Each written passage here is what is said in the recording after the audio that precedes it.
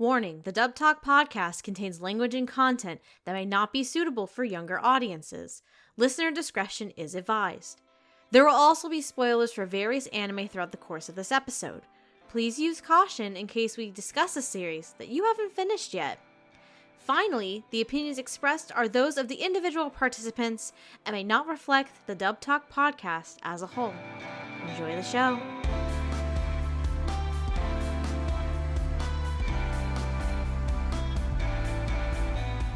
Sup, fam? My name's Yuri Katsuki, and my life's a dumpster fire. Who remembers that? Who remembers that from 8 years ago? Oh, shit! JK! It's your girl, Gigi, and welcome to the Dub Talk podcast, the show where a bunch of skaters get together and talk about the latest and greatest English anime dubs. Tonight, we've got a special one for you fans. It's my episode to celebrate Dub Talk's 10th anniversary, and I've chosen a show that is unquestionably in my top 10 anime of all time. But will its dub be ranked so highly? Born to make history with me tonight are my best rivals, Stephanie. Hello. Hello, everybody. And Patrick. Hey, Noah left a trail of Reese's Pieces in the cage. I can't get out. Alright, well, that's your problem now, and unfortunately we're not going to call your girlfriend in to save you, so you're kind of stuck. Yeah, I hate to tell you. She is not making it tonight, so you're stuck with us in the cage for the next hour-ish plus some. Yeah, there's snacks in here. I'm good. Alright, perfect. You're like, I got my snacks, we're fine. I'll get cozy. Get cozy, fam, because we're here to yap about the 2016 masterpiece, Yuri on Ice. Hell yeah! Oh my god, it has been a long time coming. We did this episode forever ago as a first impression. Like, not all of the episodes were even out. Did we know the juggernaut that it was about to become? I did. I don't know about y'all. I had a suspicion. I was there for Anime Fest when Sayo Yamamoto was there as a guest. I think we all knew the kind of juggernaut this show was by that fucking point, Gigi. By that point, yes, when we waited 3.5 hours. Yeah, get her to sign my book. Where they basically had to change the rules for that and a bunch of other conventions. Yup. Yeah. Well, it was worth it, and I have JJ drawn in my Yuri on Ice guidebook to commemorate the occasion. I'm pretty sure I made everybody that year sign the Yuri on Ice guidebook because there's a lot of actors in this show, and it holds a special place for me. I'm not gonna lie. I think I've watched this like over 15 times, which is more than I've rewatched pretty much anything except something I used to watch when I was a kid or possibly Udapri. Like, it's up there. Like, there was a point in time in the internet in 2016 where you just kind of had to be there. And we were there, and we watched it happen. We watched all the lovely, lovely fans of Crunchyroll get salty when Yuri on Ice won all the anime awards, deservedly so. I remember that. That was great. Yep. We were there voting. Can't say that we cheated, because we didn't. That was the fucking best. I loved it. the fucking... Oh, that was the best. The fucking BL Mafia voted, and we came through for our men. I just have to say that. We did. You cannot escape. You're here forever, bitch. You're here forever. The skaters are here forever. Yep. They may have won medals. I'm going to talk about in this episode, I will, ... I will, ... Run Salt Supreme. I will. Exactly. What's also interesting though is I don't know if this is I don't know if this is true for you too, Patrick. This is the first time I get to talk about this show. No, I was on the original. Yeah, okay. So it's my first time talking about this show because I was a smart person. Woo! And I decided to not be a part of match that was trying to get on the Yuri on Ice episode. Because that was a clusterfuck. The story of me being on the Yuri on Ice episode is that clip of Mario Party where Luigi just stands still and everybody else falls off the mountain. I basically had to do nothing and got asked, hey, do you want to be on this? Sure. It's like, alright, I'm here. Fuck it. Well, you were part of history, damn it. I'm pretty sure this is the part of the internet where people started to hate me, and it's okay. Because I still have opinions, and this was the first time in 9 years I've watched the dub the whole way through. So what does that tell you? Oh, boy. You know what? I never caught the ending dub either, so now's a good time. I watched the JJ parts before I got to meet Jeremy Inman at like some comic book store. It was raining really bad that day. I love it. I fucking love it. And like I made him sign a JJ print. And I was like trying to like not explain my entire life story to him about PTSD and performance anxiety, and he was just like, yeah. But it was the same day that Austin Tyndall signed his very first copy of Hitoriji My Hero, and he put a number 1 on it. That's so cute. Oh, damn. I forgot about I'm that. numbered. Yeah, it was. And I met Monica Rial that day. It was at some random comic book store, like in Texas. It was just so weird. That's so cute. But yeah, I hadn't seen the rest of it until yesterday when all 3 of us binged the show. Yes, because we've been busy with life.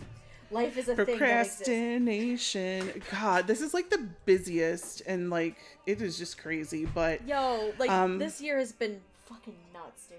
I know it's been wild as shit. It hasn't even been that great. It's just been nuts. Yeah, but tonight will be great because we're talking about boys and figure skating, which I mean are 2 of my favorite things. So. For those of you who weren't on the internet when the simulcast of episode 7 broke Crunchyroll servers, I was there.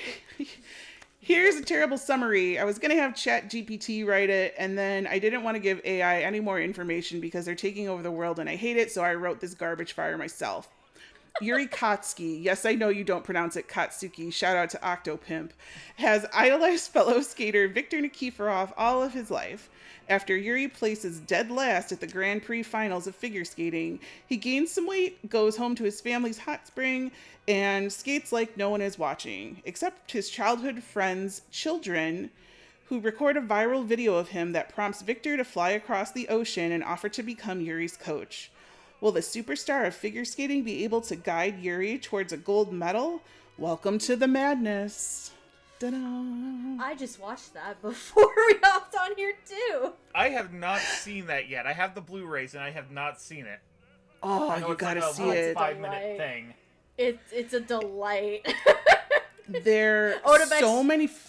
Odebek's just there for some reason, and it just turns into him sensually taking off Yurio's glove.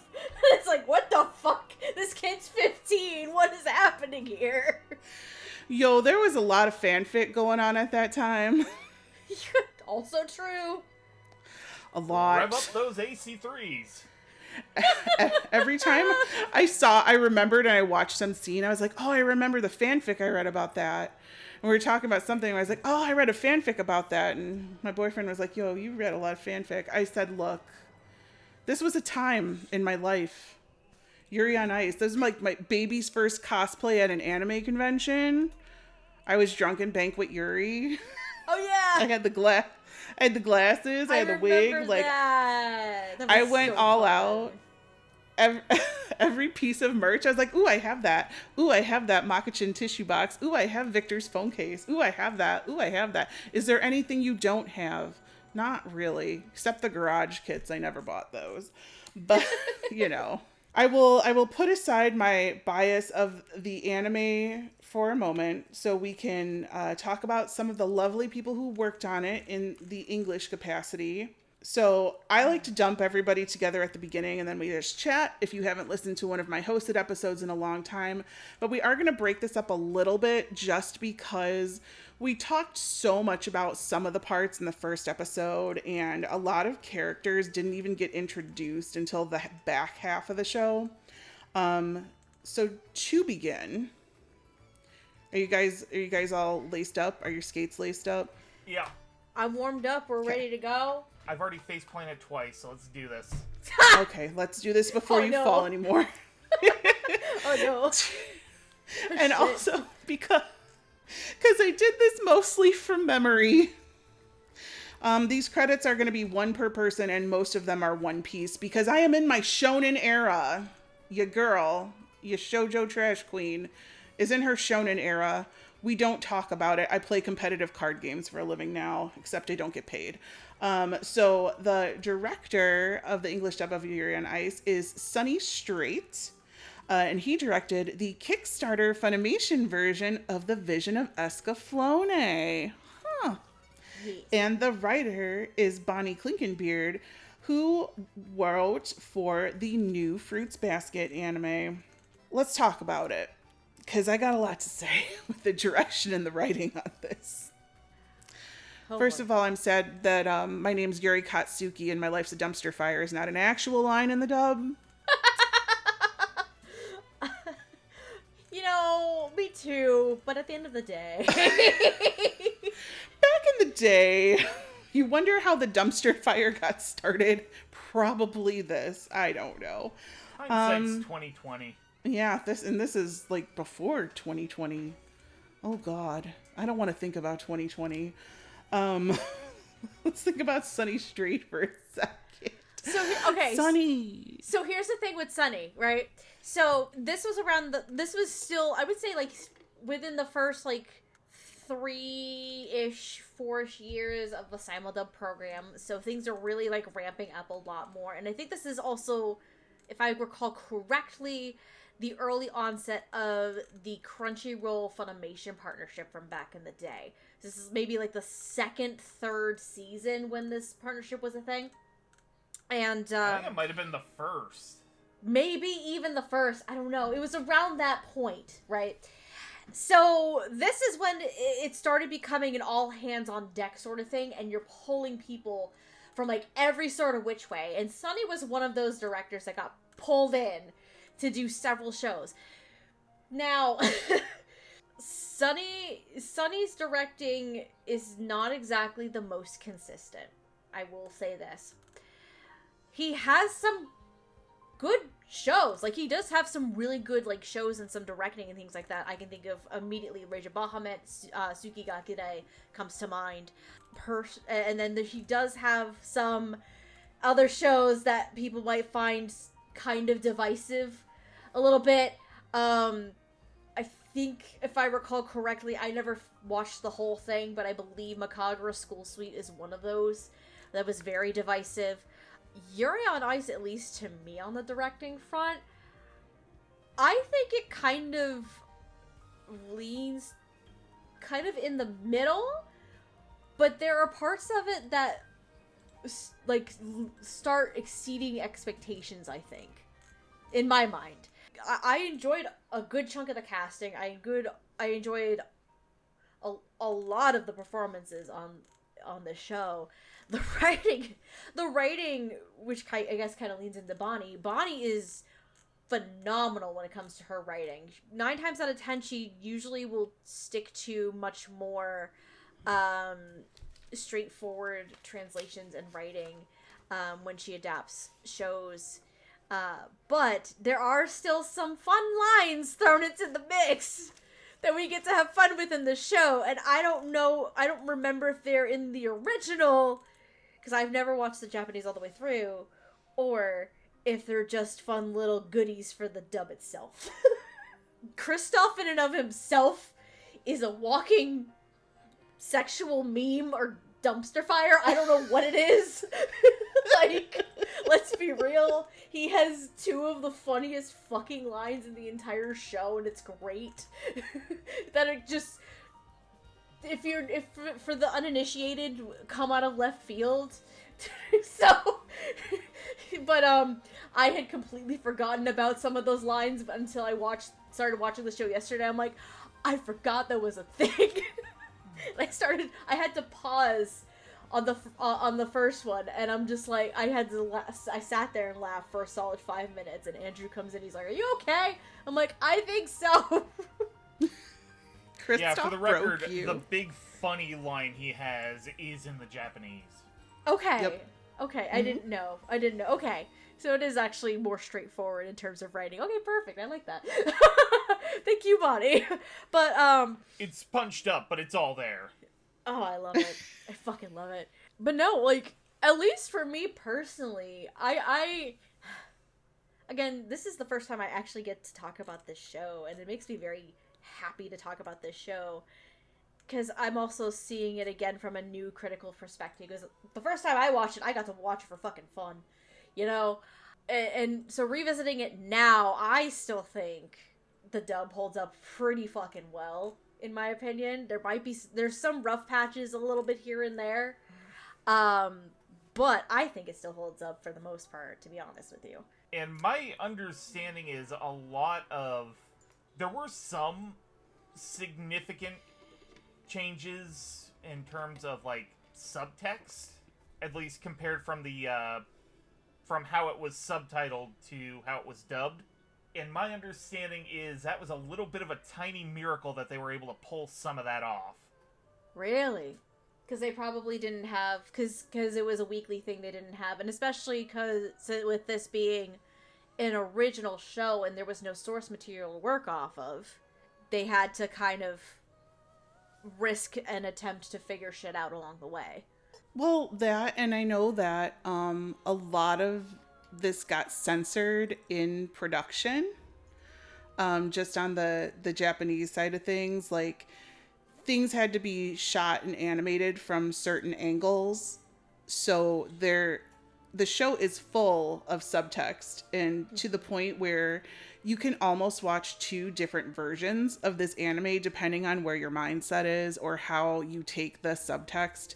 If you take it literally or if you take it in the way your mind wants to take it, which it's weird, but I mean, I get it, but I don't necessarily have to like it. But there was a lot of censorship going on, like, in the production, and to bring it over here, like, with the writing and everything, like, and it was a simuldub. Like, they didn't know too far in advance where this was going to go, that this was going to blow up so much. I will stop talking. I want to let Patrick talk because I got a lot to... So going off of that, the show doesn't make it subtle where it's going. At the same time, like, it was written under a couple layers of subtext. The dub kind of straightened it out a little. Not straightened as in, like, orientation straightened, but just kind of... But say this show is gay as fuck, guys. Oh, yeah. Let's be honest. Show's gay as fuck. Show is gay as fuck, and it stays that way, and we love it for that. What the dub was able to do was, like, pull down some of the layers of subtext slightly. Like, a line in one of the original episodes of, Do You Have a Girlfriend in the subtitles was revamped into Do You Have a Lover? Right. Which kind of left a little more to open to interpretation. Yep. I have a lot of respect for Bonnie, Sunny, and the crew of Yuri on Ice for kind of making that a little more available, while also not completely breaking the translation and intent of the series.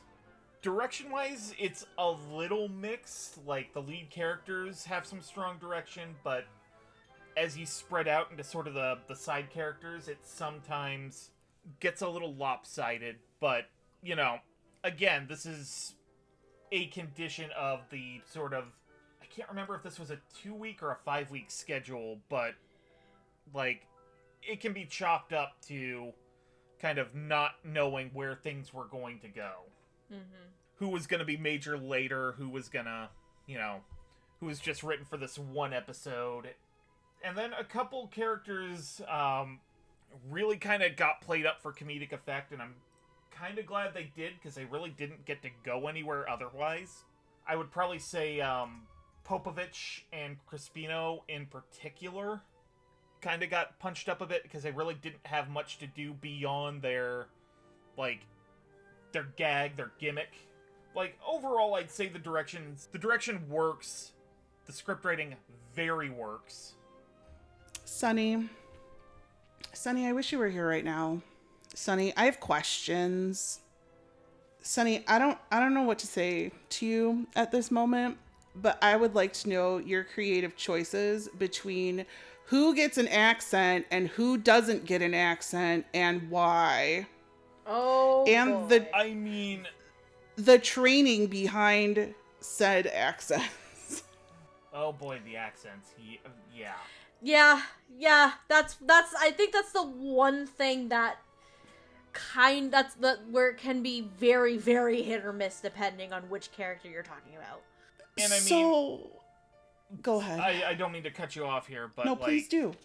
There are a lot of characters where I can understand why they didn't do an accent, because like a white actor not playing a white, or a white actor playing a non-white character doing an accent,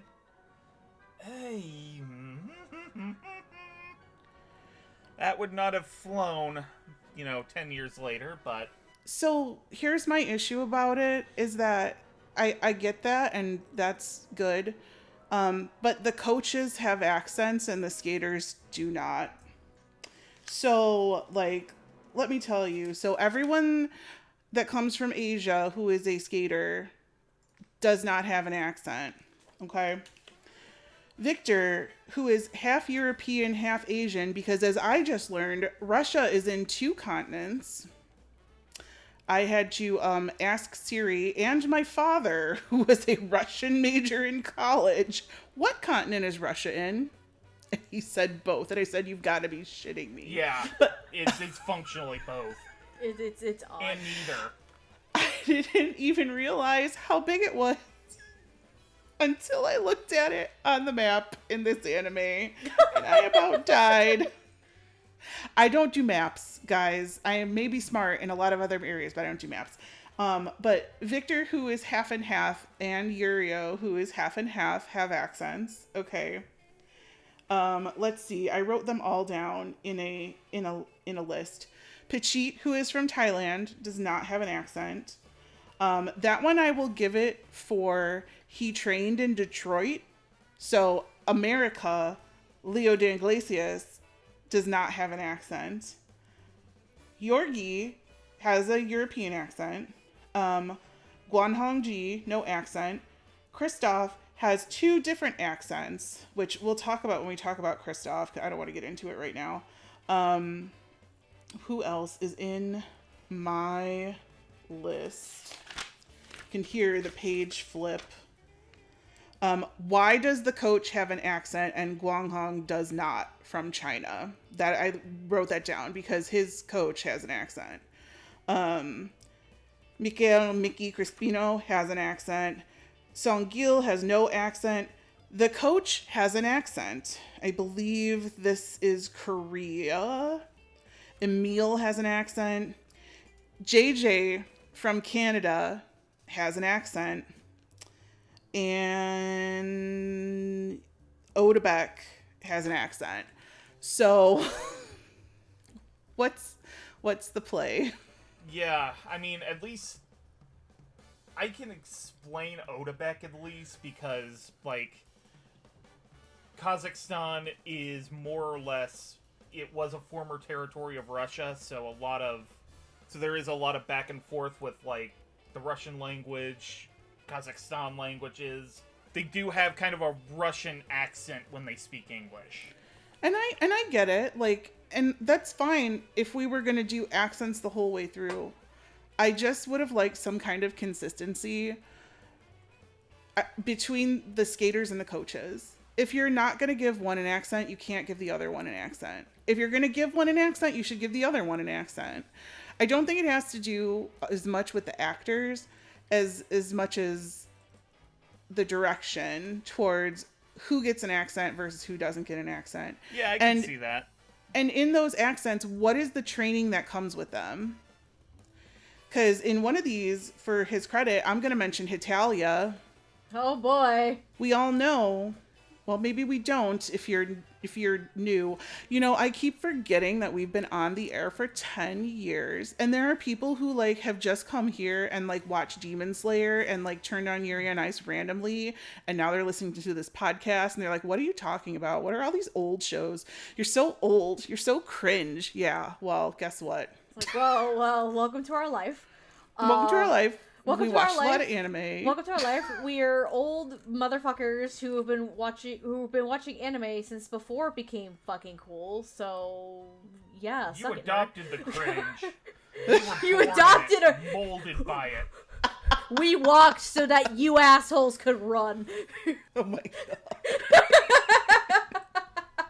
You know your chainsaw, man? Well, I was in the woods with the chainsaw, cutting wood to make a fire to heat my house down by the river. Back in my day, we didn't have them streaming platforms. We watched these animes on YouTube and part 1, part 2s, and part 3s and 4s. We bought those DVDs 4 episodes at a time. It's $29.99 at the Suncoast Video. And you had to choose. We liked it, dagnabbit.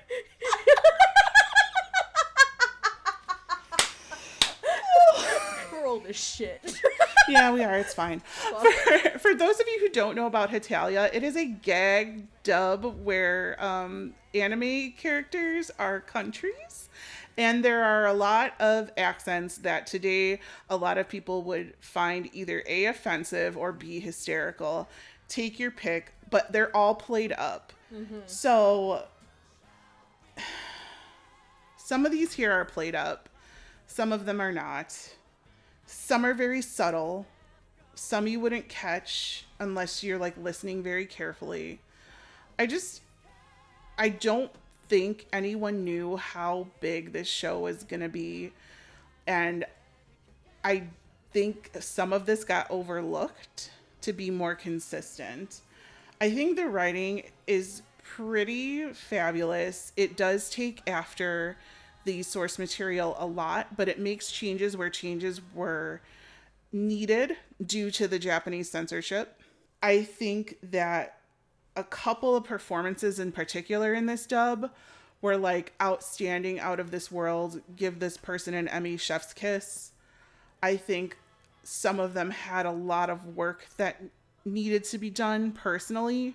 And I'm not saying this to be mean. I'm just saying in my personal taste, I watched the Japanese 14 times and the English all the way through once. You know, it's like a comfort show for me, even though I cry through most of it. And I had not been brought to tears by the English dub, but I was this time. So take that as you will. Yay, good. I know. I will take that as a win. It is a win. With you, I will take that as a win. And I feel that listening to this 9 years later, I feel that a lot of things have happened, like in politics, in the way that people live their lives, and the way that anime is written and directed and dubbed now, that it would be done a different way maybe in 2025. Yeah, I feel that and I will talk about this more when we get to some of the characters, but I almost feel like some of the actors' personal journeys took place while recording this. Yeah, you could say that. You know some what? Of them, yeah. I felt some stuff listening to the English dub this time around the whole way, and I'm glad that I got to feel that. I just wish it were a little more consistent. But it's in my top. Like I can't hate it, but I just, it's personal preference. So, I mean, that's fair. Like you love the show a lot. And I mean, that's gonna make you a bit more critical than normal because it is your favorite, like one of your favorites. And it's very, I think it's fair and valid that you're gonna want to be critical to a show that's near and dear to you. Like, yeah. I just want to ask Sunny some questions. Sunny, please don't be listening to this. I know like a lot of people don't listen to this anymore, which is great because then I can sort of like uncensor myself. But if for some reason you happen to come across this episode, I got questions, DM me. Actually don't, because my DMs are closed because too many people started sending weird crap. But you know where to find me. It's fine. Everything is fine. All Sunny, right. we want to know shit. Come on, I want to now. know. I got questions. All right. I want to know. Can you show me? I want to know about the strangers like me. You're welcome. I want to know. Oh, it took me a while before I could realize where that was from. You're Tarzan. welcome. Thank you. I had to sing it in my head, and then I sang it out loud, and I was like, oh, there it is. I'm going on a Disney cruise in 6 days. Like, let's go. I was like, someone's going to get it. Please, someone get it. I got it. I got the Tarzan reference. Oh, thank you. Thank you. I was like, please don't leave me hanging. No, I got you, bro. I got you, bro. Thank All you. right. We cooking. Let me get back to my Gen Alpha speak. We're cooking. Cooking with gas.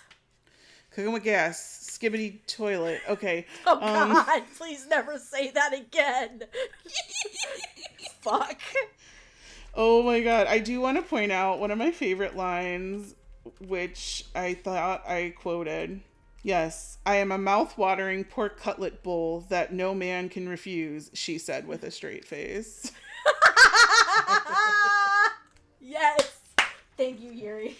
Thank you, Yuri Kotsky. Yuri Kotsky. All right, so we're going to dump a whole bunch of skaters on y'all now. I know it sounds like a really great time, but don't tape it and put it on TikTok because you're going to get banned. Jesus Christ. Look, I'm having a good time tonight. We're all just chilling. We're just chilling, literally, because it's Yuri on Ice. Hell yeah. We didn't get to talk about some of these in the first episode because they weren't there. But I'm just going to dump all the boys who are skaters in this next section, the side chicks, if you will. And I will try to put their countries as well, but some of them I can't remember. Sorry. Do your best. Do your best. Or I will tell you what I remember about them, which in some cases might be nothing. We have Seung-gil Lee, played by Oscar Seung. Seung-gil Lee, played by Oscar Seung, who played Rei Nasa in Twilight Out of Focus, a show that I would like to talk about on this podcast someday. Ooh, yes. Yes, please. We have Emile Nicolas, who's played by Justin Briner, who plays Deku in My Hero Academia. And Emile has Anastasis, and he likes to like flirt with one of the other skaters' little sisters. It's fine. Anastasis is like one of the top 3 songs in the soundtrack because I can't rank them past 3 because they're just so wonderful. we have Odebek Altan from Kazakhstan, who's played by Mike McFarland, who, I'm sorry, I'm in my shonen era, plays Buggy in One Piece.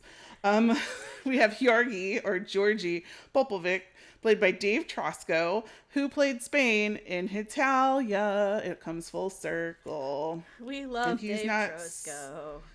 He's not Spanish. It took me a while to like remember, did we know him? And I was like, oh yeah, we went to his restaurant. We did, and he just happened to not be there when we went, and we were all so fucking sad. We're like, Dave, where the fuck were you? He was like, I'm so sorry. I think he started communicating with us around the time Yuri on Ice came out. I think that was it. Unrelated. It was definitely unrelated, but I think you might be correct. Yeah, we tried going to the restaurant that he was working for at the time, because I think he was like a district manager or something, I think, maybe. I don't remember. I think he was a manager of some sort, and we were trying to be like, go in at some point, and he just wasn't working that day. And then we were just like, hey, we stopped by the restaurant, and he's like, oh no, I'm so sorry, I wasn't there. You're like, you're good. I remember this. We've had some fun Dub Talk adventures that you guys don't know about. Maybe we'll spill some tea. We have had some wild ass adventures in the 10 fucking years we've been doing this. I swear to God. We've had some wild times. Oh God, real wild. We Remember have speaking the of, Airbnb where they very obviously shot porn at one time? that was the room I was in. Oh my God. There was red lighting. That was what, the last time we were in Texas together? That was that was the last big time we were all in Texas together, was in that Airbnb with the porn room. I'm so sad now. And then we all decided that we weren't going to come back, and then we never did anything together ever again. And then Anime Fest just decided, oh, we're done now. Yeah, I was really sad about that. I didn't even get to go to the last one. I went to like the ones previous, but we didn't go to that last one. Oh, I'm a sad panda. We need to figure something out, man. We do. Yeah, next we do. Next year should be a big 11 party or something. Oh God, I don't know about next year, dude. I just went to Japan. I'm broke as shit. Okay, well, 2027 then. Jesus Christ, we're all gonna be dead. If it's kept local, then I might be able to survive. But other than that, You sound like me. I'm like, everybody come to Texas. I'm so lonely, and then nobody comes. No one comes. It's fine. I'm just here with all the weeds. In parentheses +2 get together. It's like all those high school reunions that got canceled when there was COVID. oh my God, you're right. Shit. We got, you know what we should do? Like one day we should make like little rankings, like, you know, class clown, best dress, like Superlatives. cutest couple, all that kind of shit. We should do that like a Dub Talk yearbook. Classic Yes. superlatives. Oh my God. We need to do that. That's so funny. Oh my hell gosh. yeah. Well, we were talking about the wild porn room. Let's talk about wild Christophe Giacometti. Oh my God. Played by Yes. Chris Sabat, if you could believe that, who plays All Might in My Hero Academia. We have Guang Hongji, played by Howard Wang. Howard Wang, who plays Ichiji in One Piece. I'm sorry. I just think he can fucking read me the phone book, and I would just be happy. I'm sorry, Howard. I haven't finished Prince of Tennis yet. I'm on episode 7. Give me a break. We have my king, the one and only Jean-Jacques Leroy, a.k.a. JJ, played by Jeremy Inman, who plays Magellan in One Piece. It's her man's JJ. No one defeats My him. JJ, yeah, I have 3 JJ body pillows. We won't talk about it. Okay. Oh, I forgot about that. One of them was at my mom's house, and Chris was like, do you want to take that home? And I was like, no. No, he lives here now. He lives here with my mom. We have He pays rent. He's in sales now. He's fine. right. He brings stuff from Trader Joe's and smuggles it over the border. Like, we're okay. He's from hell Canada. Hey. Hey. He went to Degrassi High. It's all right. We have Petit Choulinon, played by Joel McDonald, who plays my boy Barto in One Piece. This is all I have. I did this from fucking memory. We have, which I apparently have been saying this the whole time because I thought it was Michelle. It's Mickey Crispino. Yeah. Played by J. Michael Tatum, who plays Crowley in Twisted Wonderland. If you think we're not doing an episode on that, you're out your fucking mind, because it's happening. I need to watch more of Twisted Wonderland. I want you to know that when I was in Japan, we had a day where we did fucking nothing, because I legit had a crash out the night before. It was bad. Yeah. So we did nothing the next day, and so Andrew went and did laundry at a laundromat nearby, and while he was doing that, I just sat curled up in blankets and shit, and I watched the first episode of Twisted Wonderland on Disney Plus, because it came out like a day or two before this. I'm like, fuck. Didn't it make you feel better? It should. It was good. It made me happy. I love the boys. I love the bad boys. He plays Crowley. Did I say that? I don't remember. Yes, we you have did.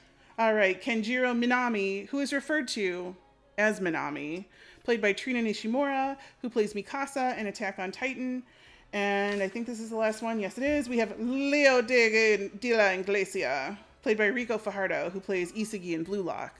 Whew, that's a lot of boys plus one. Okay, but they're all boys in the Trina. anime. And Trina. Okay, so, where do we go? Where do we go from here? I mean, most of these guys, most of these skaters don't have a tongue. They really don't. I just wanted to mention them because we didn't the last time. I mean, that's fair, because, I mean, I'm just looking at the list, because you have, in terms of characters who may not have had a super huge amount, you have Oscar, Dave, Howard, Trina gets Mike. a little bit more, well, Mike still gets, well, Mike comes in the last third, so he's hard to discern. Justin pops up again, like, towards the end. You have Rico. Honestly, out of this entire list, you could probably say Sabat, Jeremy, Joel, and maybe Mike would be the ones who had the most. I think Trina had a lot. Like, Minami. Trina did get quite a bit. Like, she did have the singular episode where Minami is introduced, and then Minami ends up as the head of the cheer squad during the finals as well. I thought that was so cute. I forgot that happened. That was the cutest shit. It's like, hi, my name is Kendra Minami, and I'm gonna be your cheer captain for this evening. It's so cute. I loved it. Trina had this, like, fun little energetic goblin, like, not goblin, but, like, this almost gremlin energy, like, this fun, like, I loved it. It was so cute. It's that perfect balance between, like, gremlin and good bean. Yes, I loved it. And Minami is definitely the president of the Yuri Katsuki fan club. Oh, hell yeah. I love it.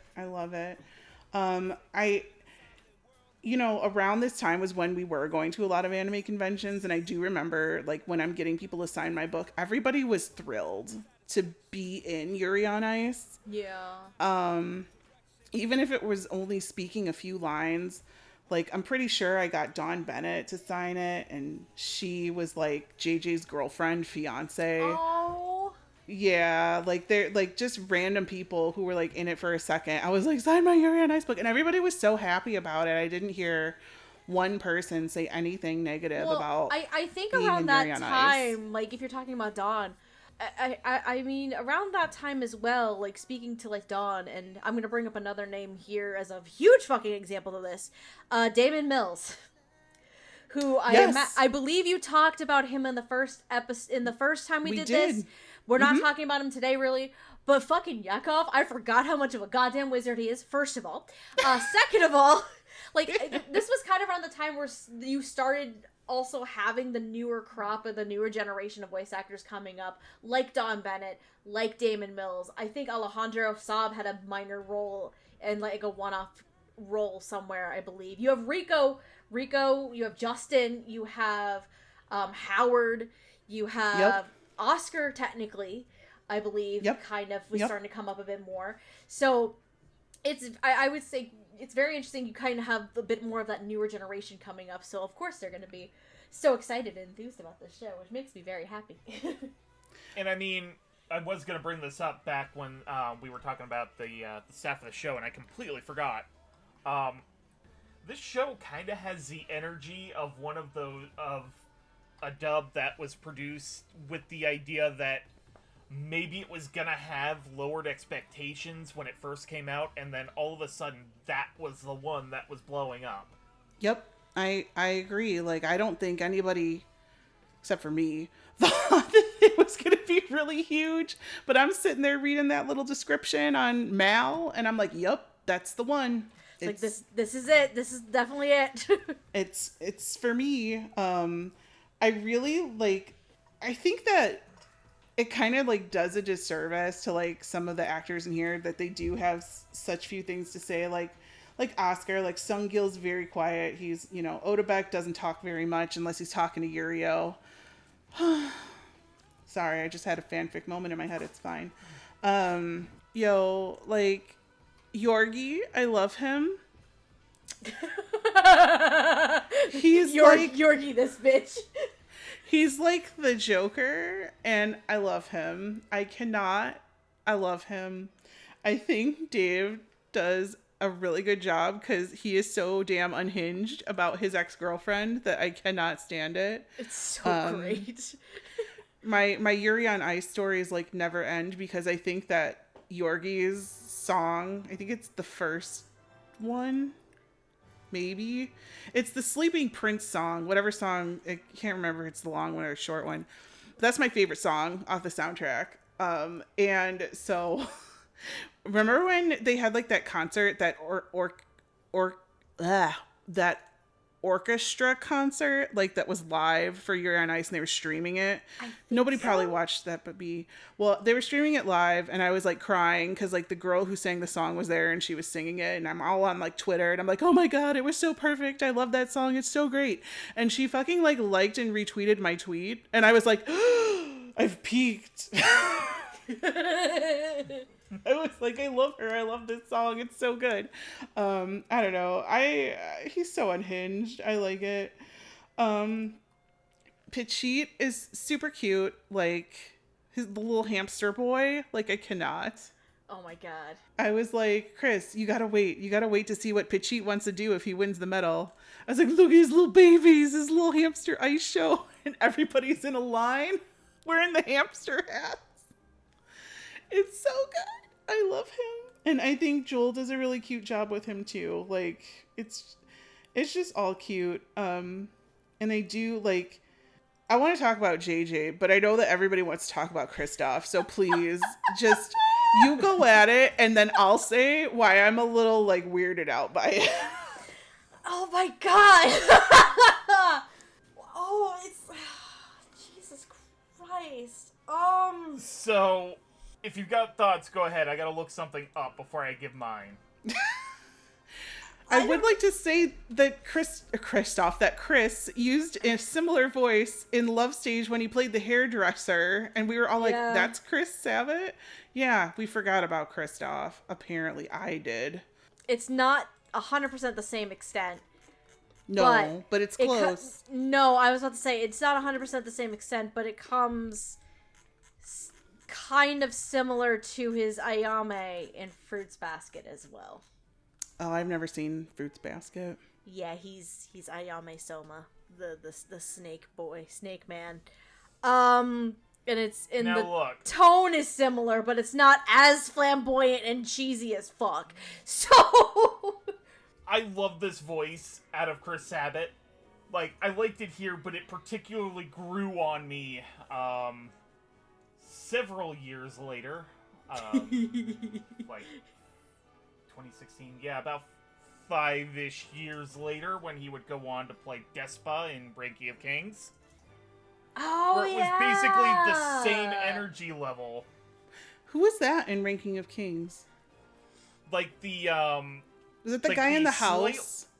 The slightly effeminate brother of the King of Death. The one that had the house and they did the training, right? Yeah. Yes. Okay. I don't remember anybody's names, but I did watch most of that anime. With the horse. Yes, with the horse. Okay. Yeah, no, I get it. It's like kind of the same energy-ish, but not as up to 20. I'm gonna be real. I legitimately love his Kristoff. It's good. It's so... When Chris Sabat goes into this tone of voice, it can be hit or miss. I think what helps at least a little bit save it for me is the fact that Kristoff kind of chews the scenery a little bit. Because Kristoff gives no flying fucks. And he is a confident, sexual little being. And Sabat does play into that. And basically gives no fucks. Like, he has some of the funniest fucking lines in the entire show. Like... Okay. Yeah, no, I agree. Like, Sabbath just doesn't give a shit. And I mean, good on him, because he just fucking goes for it. And, like, I have to commend him for that. Like, for Kristoff, like, for real. For real. Does it work 100%? Does it work 100% of the time? No. But I have to commend Sabbath for like going like guns blazing with it. I can't deny he went in guns a blazing with it, you know? There was a moment in my rewatch. Mm-hmm. I had gotten to the episode in my original watch through. Yeah. But I did not remember it until I'm in the office at work watching this at 1:30 in the morning. Oh god. As I'm filling out paperwork. And all of a sudden I hear Chris Sabbath's voice coming out of this man's mouth. Coming out of this man's mouth. Shit. I am confident in my free skate program. Besides, I'm good at coming from behind. Yes! I'm just like, oh, come on. Oh, he knew exactly what he was doing with that delivery. Oh, God. That was for the grown-ups. I love it. That one's for the parents. See, there are the lines that are just like no subtlety or anything. There's the lines that have no fucking subtlety. Obviously, with the obvious one being, I think I'm going to come. Let's be real. That's the most fucking memorable one, and that's the one that I completely forgot was a thing, where I had to pause the episode and I died for 5 minutes laughing my ass off. And then we get to the line you just said, and I'm like, yep, there it is! Subtlety! We love that! Just like fucking hell, man. Oh god. It's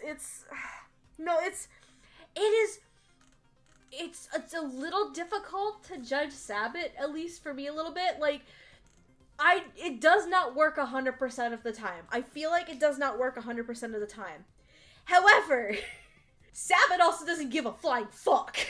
And I commend him for that, because Kristoff does not give a flying fuck. He knows who he is, and he's confident in that. And Sabbath, I think, plays into that personality and that quality, like, I think very, very well.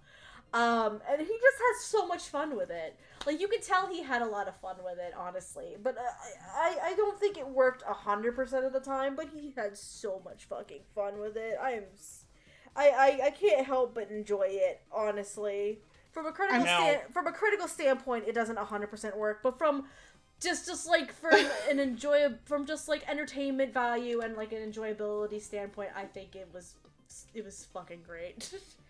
Now, I can't remember 100%. His character is Swiss, if correct. I remember correctly. He's supposed to be Swedish. He's supposed to be from Switzerland. Okay. Yep. Yeah, okay. That answers all the questions I have about the accent. Like how it kind of switches back and forth between kind of sounding German and kind of sounding Italian. That explains it. Yep, he's definitely Swiss. I'm glad y'all said that, you know, he doesn't give a shit, like Chris doesn't give a shit and Kristoff doesn't give a shit. Mm-hmm. I guess that makes like what I feel like a little, I don't know, because like I just feel so bad, but like I had a feeling, like, you know how I say like some things like could have been done differently if this dub were produced today. Right. I just had this like horrible feeling like while I was watching and listening to it, and I was like, oh my god, if he did this today, would he be canceled? Because I don't know, like I have a lot of gay friends, you know, a lot of, you know, bisexual friends. I know a lot of drag queens, stuff like that. No one is surprised by this. Like, you shouldn't be. You've been here for 10 years. And like in the back of my mind, I was like, you know, what if they were watching this? Like, would they be offended? Because it's so stereotypical, and it's the Swiss accent aside, you know, the different kinds of amalgamations of the European accent. What about the other accent? Is it too flamboyant? Is it too stereotypical? Is it too on the verge of somebody's gonna get offended while they're listening to it. And I hate to be that person. Interesting point, honestly. Because I'm not usually offended by anything. And so, like, for me to, like, take that step back and be like, if my gays were listening to this, how would they feel? That's interesting because when you really think about it, Kristoff is kind of the only character that you could almost explicitly state without subtlety or subtext you could potentially see as openly gay or openly bisexual, aside from the subtext of the main the biggest two characters of the fucking show. But there's this more subtle. That's very interesting that you say that, honestly. I never thought of it that way. I mean, I'm sure it's not. And I'm sure if I asked them, they'd be like, oh, girl, like, that shit's funny. And I'd be like, all right, cool. I just wanted to make sure. Yeah. Like, because I don't, there was some fun to it. I don't like to disrespect anybody. And I don't like to, like, but the way that kids are today, you know, sometimes, like, they get really upset about weird things that we would not ever get upset about. And so, like, I don't know, just thinking about, like, today's generation of anime fans, like, what would they think about this? It's easy for us to say because, you know, we've been around the block like 37 times. But yeah, and we've had, countless shows where straight men have played gay maybe characters. Not explicitly gay characters, but like that was basically a lot of our generation's exposure to that kind of character. Yeah, honestly, because it was for many years for us, it was just not just in anime, but like in media in general. Mm-hmm. Because this was also like this was also before anything relating to sexuality or the LGBT QIA plus community was even brought more into the forefront, or for lack of better phrasing, I guess, to the mainstream, and it was long before it became more widely accepted. So you had the stereotypical, like, this is what a gay man would sound like so it's not an uncommon thing for, like, you or I, because that's how we grew up. But no, yeah, it would be interesting. It is an interesting thought, like, how, if you were bringing this to a younger generation, like, how they would think or feel about it. You know what I mean? It's an interesting argument to bring up. Yeah, and I mean, I think it's hysterical, but I don't want to hurt anybody's feelings thinking that it's hysterical. Like, I wrote down one of his lines, which wasn't one of the coming lines, and I was like, he said something like, oh, guys, the kiss and cry is that way. And I, like, literally laughed out loud. Like, like, aside from the obvious ones, Kristoff has some of the funniest fucking lines in the show. It's great. Like, I think... Again, Kristoff gives no fucking... No. And Kristoff is such a great character, and then at the end you see him, like, in his own little space, like, quiet with his glasses on and his cat, and his boyfriend / manager comes and picks him up, and I was like, yeah, so you have it at home, just like, you know, you play it out for the public, but you have the nice quiet life at home. Yeah, we see who you are. I thought that was very cute. Winning in public just as much as he was winning on the ice. Exactly. Like, I love that a lot. It was so nice. Like, we love Kristoff in this house. Like, we stand him here. We love Chris Sabat in this house. It's great.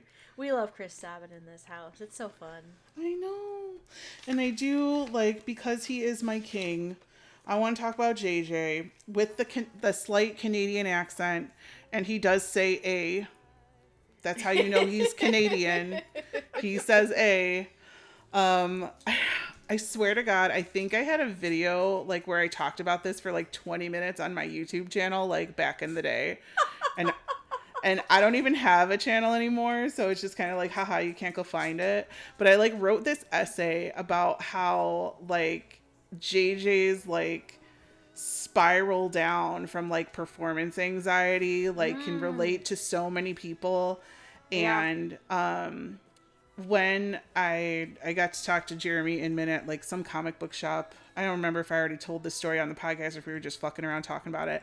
But I talked to him about JJ, and I was like, you know, thank you for that performance, because, you know, as someone who does suffer from anxiety and, you know, performance anxiety and all this kind of stuff, like it was eye-opening to see that on television, let alone like in an anime that Right. I watch all the time. But I thought he did what he could to like bring JJ like into it as well as out of it when it was happening, because JJ like really, like, he is the most arrogant son of a bitch, and I love him. He is the king. He writes his own song about himself. He sings in a rock band. He has his initials tattooed as a tramp stamp. Like, we love us some JJ.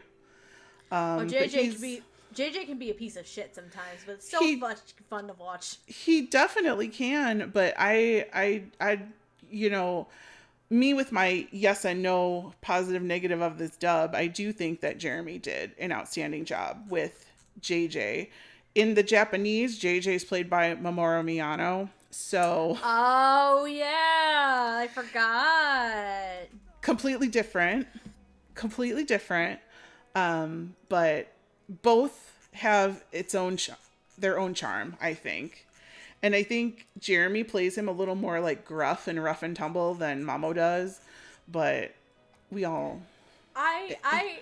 Jeremy, I think, was definitely one of the surprises of Yuri on Ice, even back then.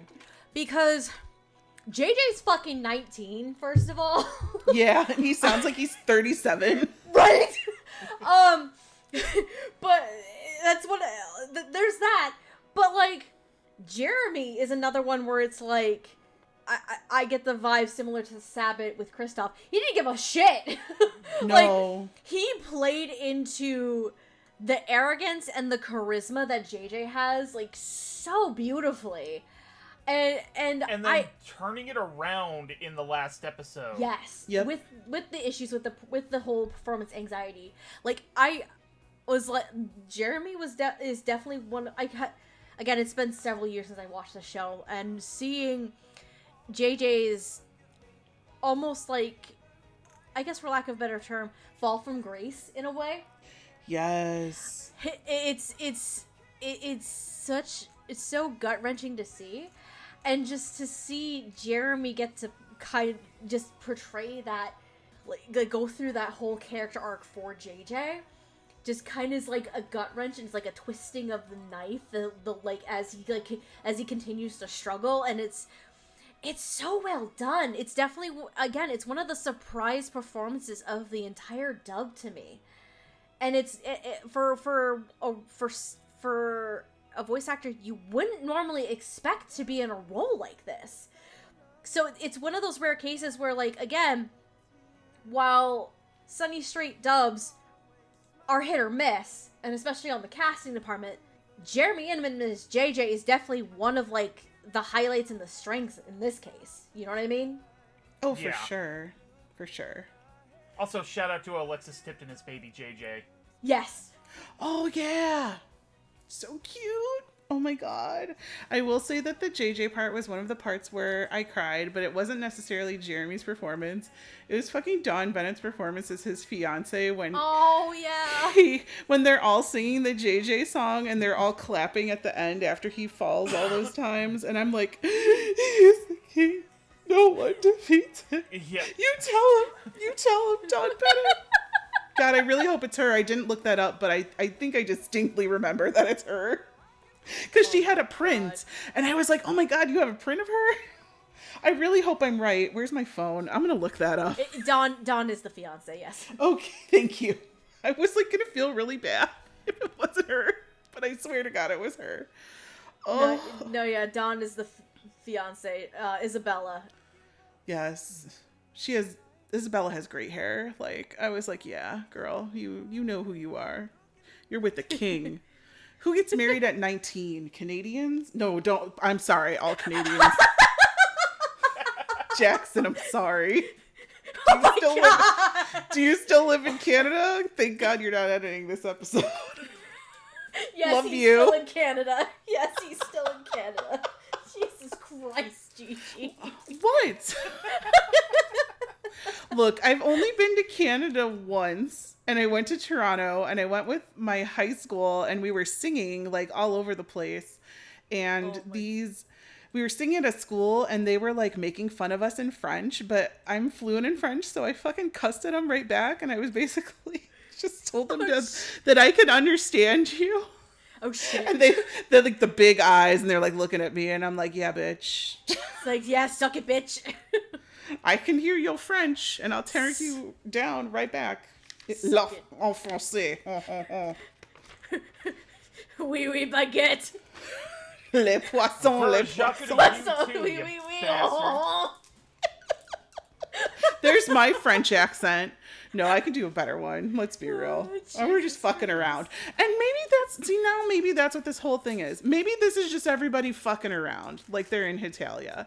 I mean, like, some parts of it, like, I could be okay, like, you know, maybe fucking Dave Trosco. Actually, I wrote down that Dave Trosco had a really good accent with Yorgi when he was like, "Da," and I was like, "Oh, that was really good with one syllable." Okay.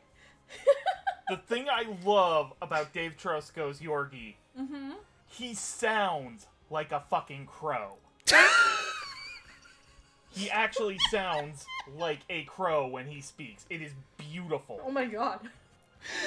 Like, I think his routine had that, like, Black Swan crow feel to it.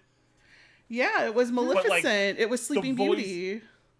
The voice performance gave off that energy, and it was beautiful. Man, Dave Trosco, we miss you. Mm-hmm. I'm sad you retired. You can come back any day. Well, he's still in My Hero right now, but oh, I didn't know that. Yeah, he does stuff from time to time. Yeah, not as often as he used to, though. Well, we're still listening to you, Dave. That's all that matters. We still love you, Dave. It's fine. Mm-hmm. Anybody else want to make any other mentions before we move on to the meat of this story? For what little screen time he got, I really liked Mike McFarlane's Odaback. Yes. Yeah, he was good. I really like it. Like, it's... What did I fucking write? It's compared to some of the other ones, and especially because Odabeck, like I said earlier, Odabeck you really only see in the last like third of the show when we're finally introduced to him at the Grand Prix final in Barcelona. He has a very like calming tone. You feel a sense of determination from him. I did really like some of his monologues during his skates, so his short program and his free skate. I thought they were really, really good. And his dynamic with Yurio was actually interesting as well, because you find out that at some point Odabeck actually for a hot minute was in Russia. Attempting ballet classes, but he wasn't good at it apparently, and that's how he met Yurio in the first place. Was through some lower junior level classes because he wasn't skilled enough to take on some of the classes with the skaters and the dancers in like his actual level. So they put him in one of the lower classes, and that's how he met Yurio. So his dynamic and friendship with Yurio is actually very interesting as well. But he has like this calming sense to him. It definitely brings a balance to Yurio as well, because Yurio is all over the fucking place. Yurio's an angry little shit. It also kind of blows my mind that Odabeck is actually based on a real world skater. Really? Like the little he's the one with the bear, right? The teddy bear? Yes, the Ted. Mm-hmm. Yep. Who, Odabeck is actually based on a skater who actually has an actual Ted plushie that he takes with him. Wow. But I think if I recall correctly, he passed away not too long ago. Oh no. R.I.P. real life Beck. I'm sorry. Sad face. Yeah, that sucks. Well, now I'm depressed. And running through a few of the remaining characters. Joe McDonald's Pitchett is great. Oh, he's so charming. I love him. Joel's so charming. And while I absolutely despise the character of Crispino, Tatum did a great job with him. This bitch. Like, he gave off that really kind of, not Tatum, but the character of Crispino gave off that really kind of that real skeevy Siscon energy. Oh, yeah. Really wasn't having. Oh, yeah.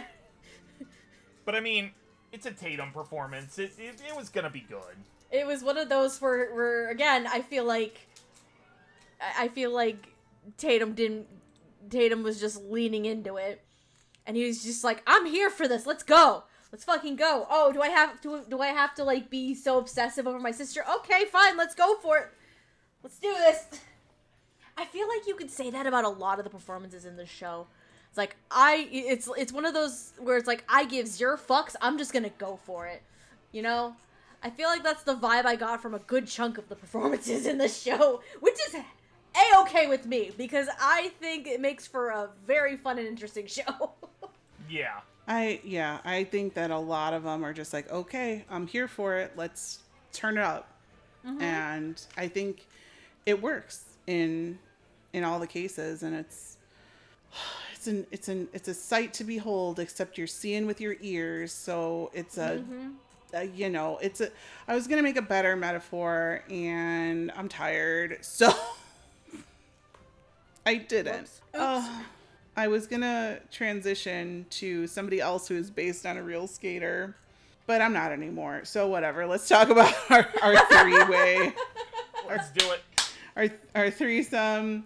The three main characters on all the merch that I have millions of figures of, and keychains and rubber straps, and I think I pretty much have every piece of Yuri on Ice merchandise ever made. I'm not obsessed or anything. Let's not talk about it. We have Yurio Plisetsky, what is he called? Like the Tiger of Russia or something? Something like that? Something like a tiger. His fans wear cat ears. He loves cats. It's really cute. He loves tigers. He's a little shit. The tiger hoodie. Yep, exactly. He's a little shit. We all love him. He's played by Micah Salusad, who plays Kobe in One Piece. And I was like, what? That's my Kobe? Kobe in One Piece. He's grown up Kobe. Yep. I was like, what? It was great. It was that was fun to look up. We also have Viktor Nikiforov, who is the man of the hour, be my coach. And Victor, be my coach! Be my coach! Exactly. He's played by Jerry Jewell, who plays, I was going to put the one thing that I know him from the most, but instead I put Jimmy Kudo from Case Closed, because I hear him in my head. I cannot hear anyone else as Jimmy Kudo in Case Closed. And then finally, we have Yuri Kotsky, who is the Yuri that is on Ice, played by Jesse James Greeley, who, if you know, you know, plays Izo in One Piece. You can talk about it. It is a thing now. Anyways, so these three people have blessed us with something incredible. If y'all know, Yuri Kotsky in anime is not my favorite character. Like, he's just not. Like, when I was watching the show the first through maybe like 7th or 8th time, I was like, the first 7th or 8th time? Hold on. I mean, like the first through 7th or 8th time. Hold on. I like been any of those. I was not a Yuri Kotsky person. Like, I would sell the Yuri keychains because I just didn't want them. I was like, I don't care, like, whatever. Yuri Kotsky is my favorite. We all know this because I'm vanilla as shit. But like, as I like watched it more and went through the years and understood like exactly what was going on, and I think watching it the whole way through in the English dub this time really hit me hard with Jesse's performance here. Like, I, coming from a place where I remember we went to Anime Fest where everybody from Yuri on Ice was there. It was basically like Yuri on Ice convention. And Jessie was there, and I think I yelled at her because I couldn't go in her line because we were waiting for somebody else. We were waiting for something else. And I was like, "Be my coach, Jessie." And she looked over at me and she like laughed and smiled, and it was funny. It was a cute little moment because it was just fun. It was just cute. We were just like, whatever. But now really getting into the meat of her performance, like for this podcast, there are so many things in her performance that like I kind of like felt like deep within my soul. And I was just like, I can see how things that are now shaping out 9 years later. I can see little pieces of that in your performance from this long ago. Mm-hmm. And yep. I think that it's beautiful. I think that this is one of the most heart-wrenching performances I've ever heard in many shows. I wrote down some stuff. I wrote down some lines that I thought were really there's some sexy Yuri lines that I kind of like took a step back and I was like, excuse me. But so Yuri does have some.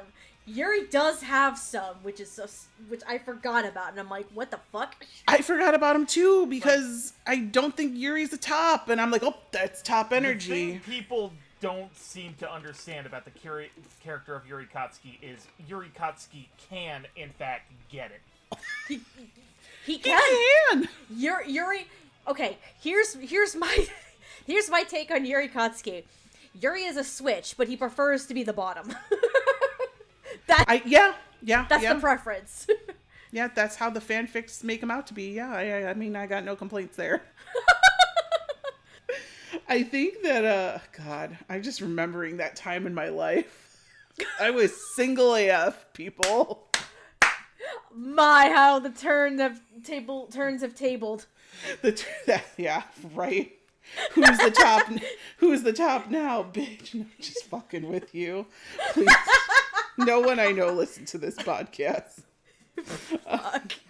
Oh, shit. Like, there was one part where Yuri and Jessie, they said, watch me, Victor. Don't take your eyes off of me. I literally fucking squealed like a stupid fangirl. I was like, eek!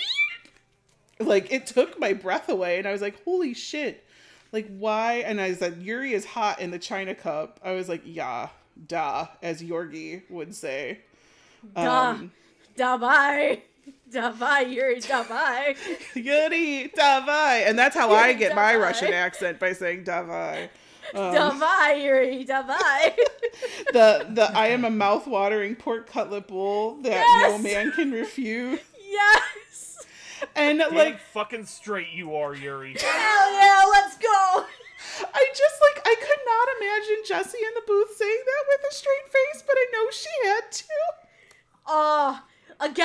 Again, Jessie just went fucking for it, and I'm here for it. Let's go. Let's fucking go, bitch. Oh God, it's just so good. The part in the parking lot, that was the other time I cried, where Jessie was in the parking garage. And Yuri was talking to Victor, and I lost it. I was like, this is a thing. And you're talking about when Victor was trying to like distract Yuri from the competition, correct? Yes, and okay. And Victor was like, I need to shatter you or something like that. Yes, I need to shatter your heart. What would no? Like your heart already your heart's very fragile. What would happen if I were to shatter it? I lost it. Like, and I never lost it watching the Japanese of that, but I lost it with Jessie's performance there. I was like crying on the couch. Just I gotta say, like, Jessie has always amazed me with her range and her performances in a lot of different ways. And this is Yuri Katsuki is definitely one of the like Yuri Katsuki is like equivalent of a career highlight to me for Jessie. I think so. right? Like that and Princess Jellyfish, I'd say. I was about to say Kuranosuke is another one for me. Oh yeah, I forgot about that. But with Yuri Katsuki, like Jessie has to go from this 20-something-year-old guy who has low self-confidence, low self-esteem from the beginning of the show to building his confidence and building his self-esteem up by getting himself out of his comfort zone. Because let's be real, him doing that short program for Eros, Yuri's like, what the fuck? Right? Yeah. Like, he's like, that's... Because he thought he was going to get Agape, and Yurio thought he was like, I want Eros, bitch. And Victor's like, no, you get these. And they're both like, what the fuck? So, a lot of Yuri Katsuki's journey is definitely self-discovery and, like, self-confidence. Mm-hmm. And Jessie 100%, I feel like, got the chance to delve deep into that and explore Yuri's lack of self-confidence and his self-esteem, and got to like grow and expand on that the more she got to play this character. And it includes also like having that self-confidence and having that self-worth, like feeling that self-worth and that self-love, and enough so to like open themselves up to other people, and especially in this case to Victor, right? So it's this whole progression, this whole character arc that Jessie gets to portray with Yuri, and it turns into a whole goddamn masterclass, I feel like. Hence the bold statement of me saying this is like a career highlight for Jessie. So I love it. I still fucking love it. It's one of my favorites.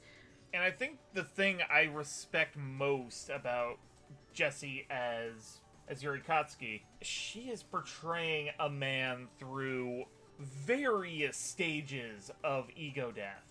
Yes. Mm-hmm. In particular, when she does an absolutely standout job in the episodes I did not watch until now, which is, the final arc where Yuri's ego death goes too far. Are you referring to Yuri? Where he decides he's going to retire. Yes, okay. Yep. Where he decides he's going to retire. And the point before that where he realizes that there is an emergency back in Japan that Victor has to go now. Yep.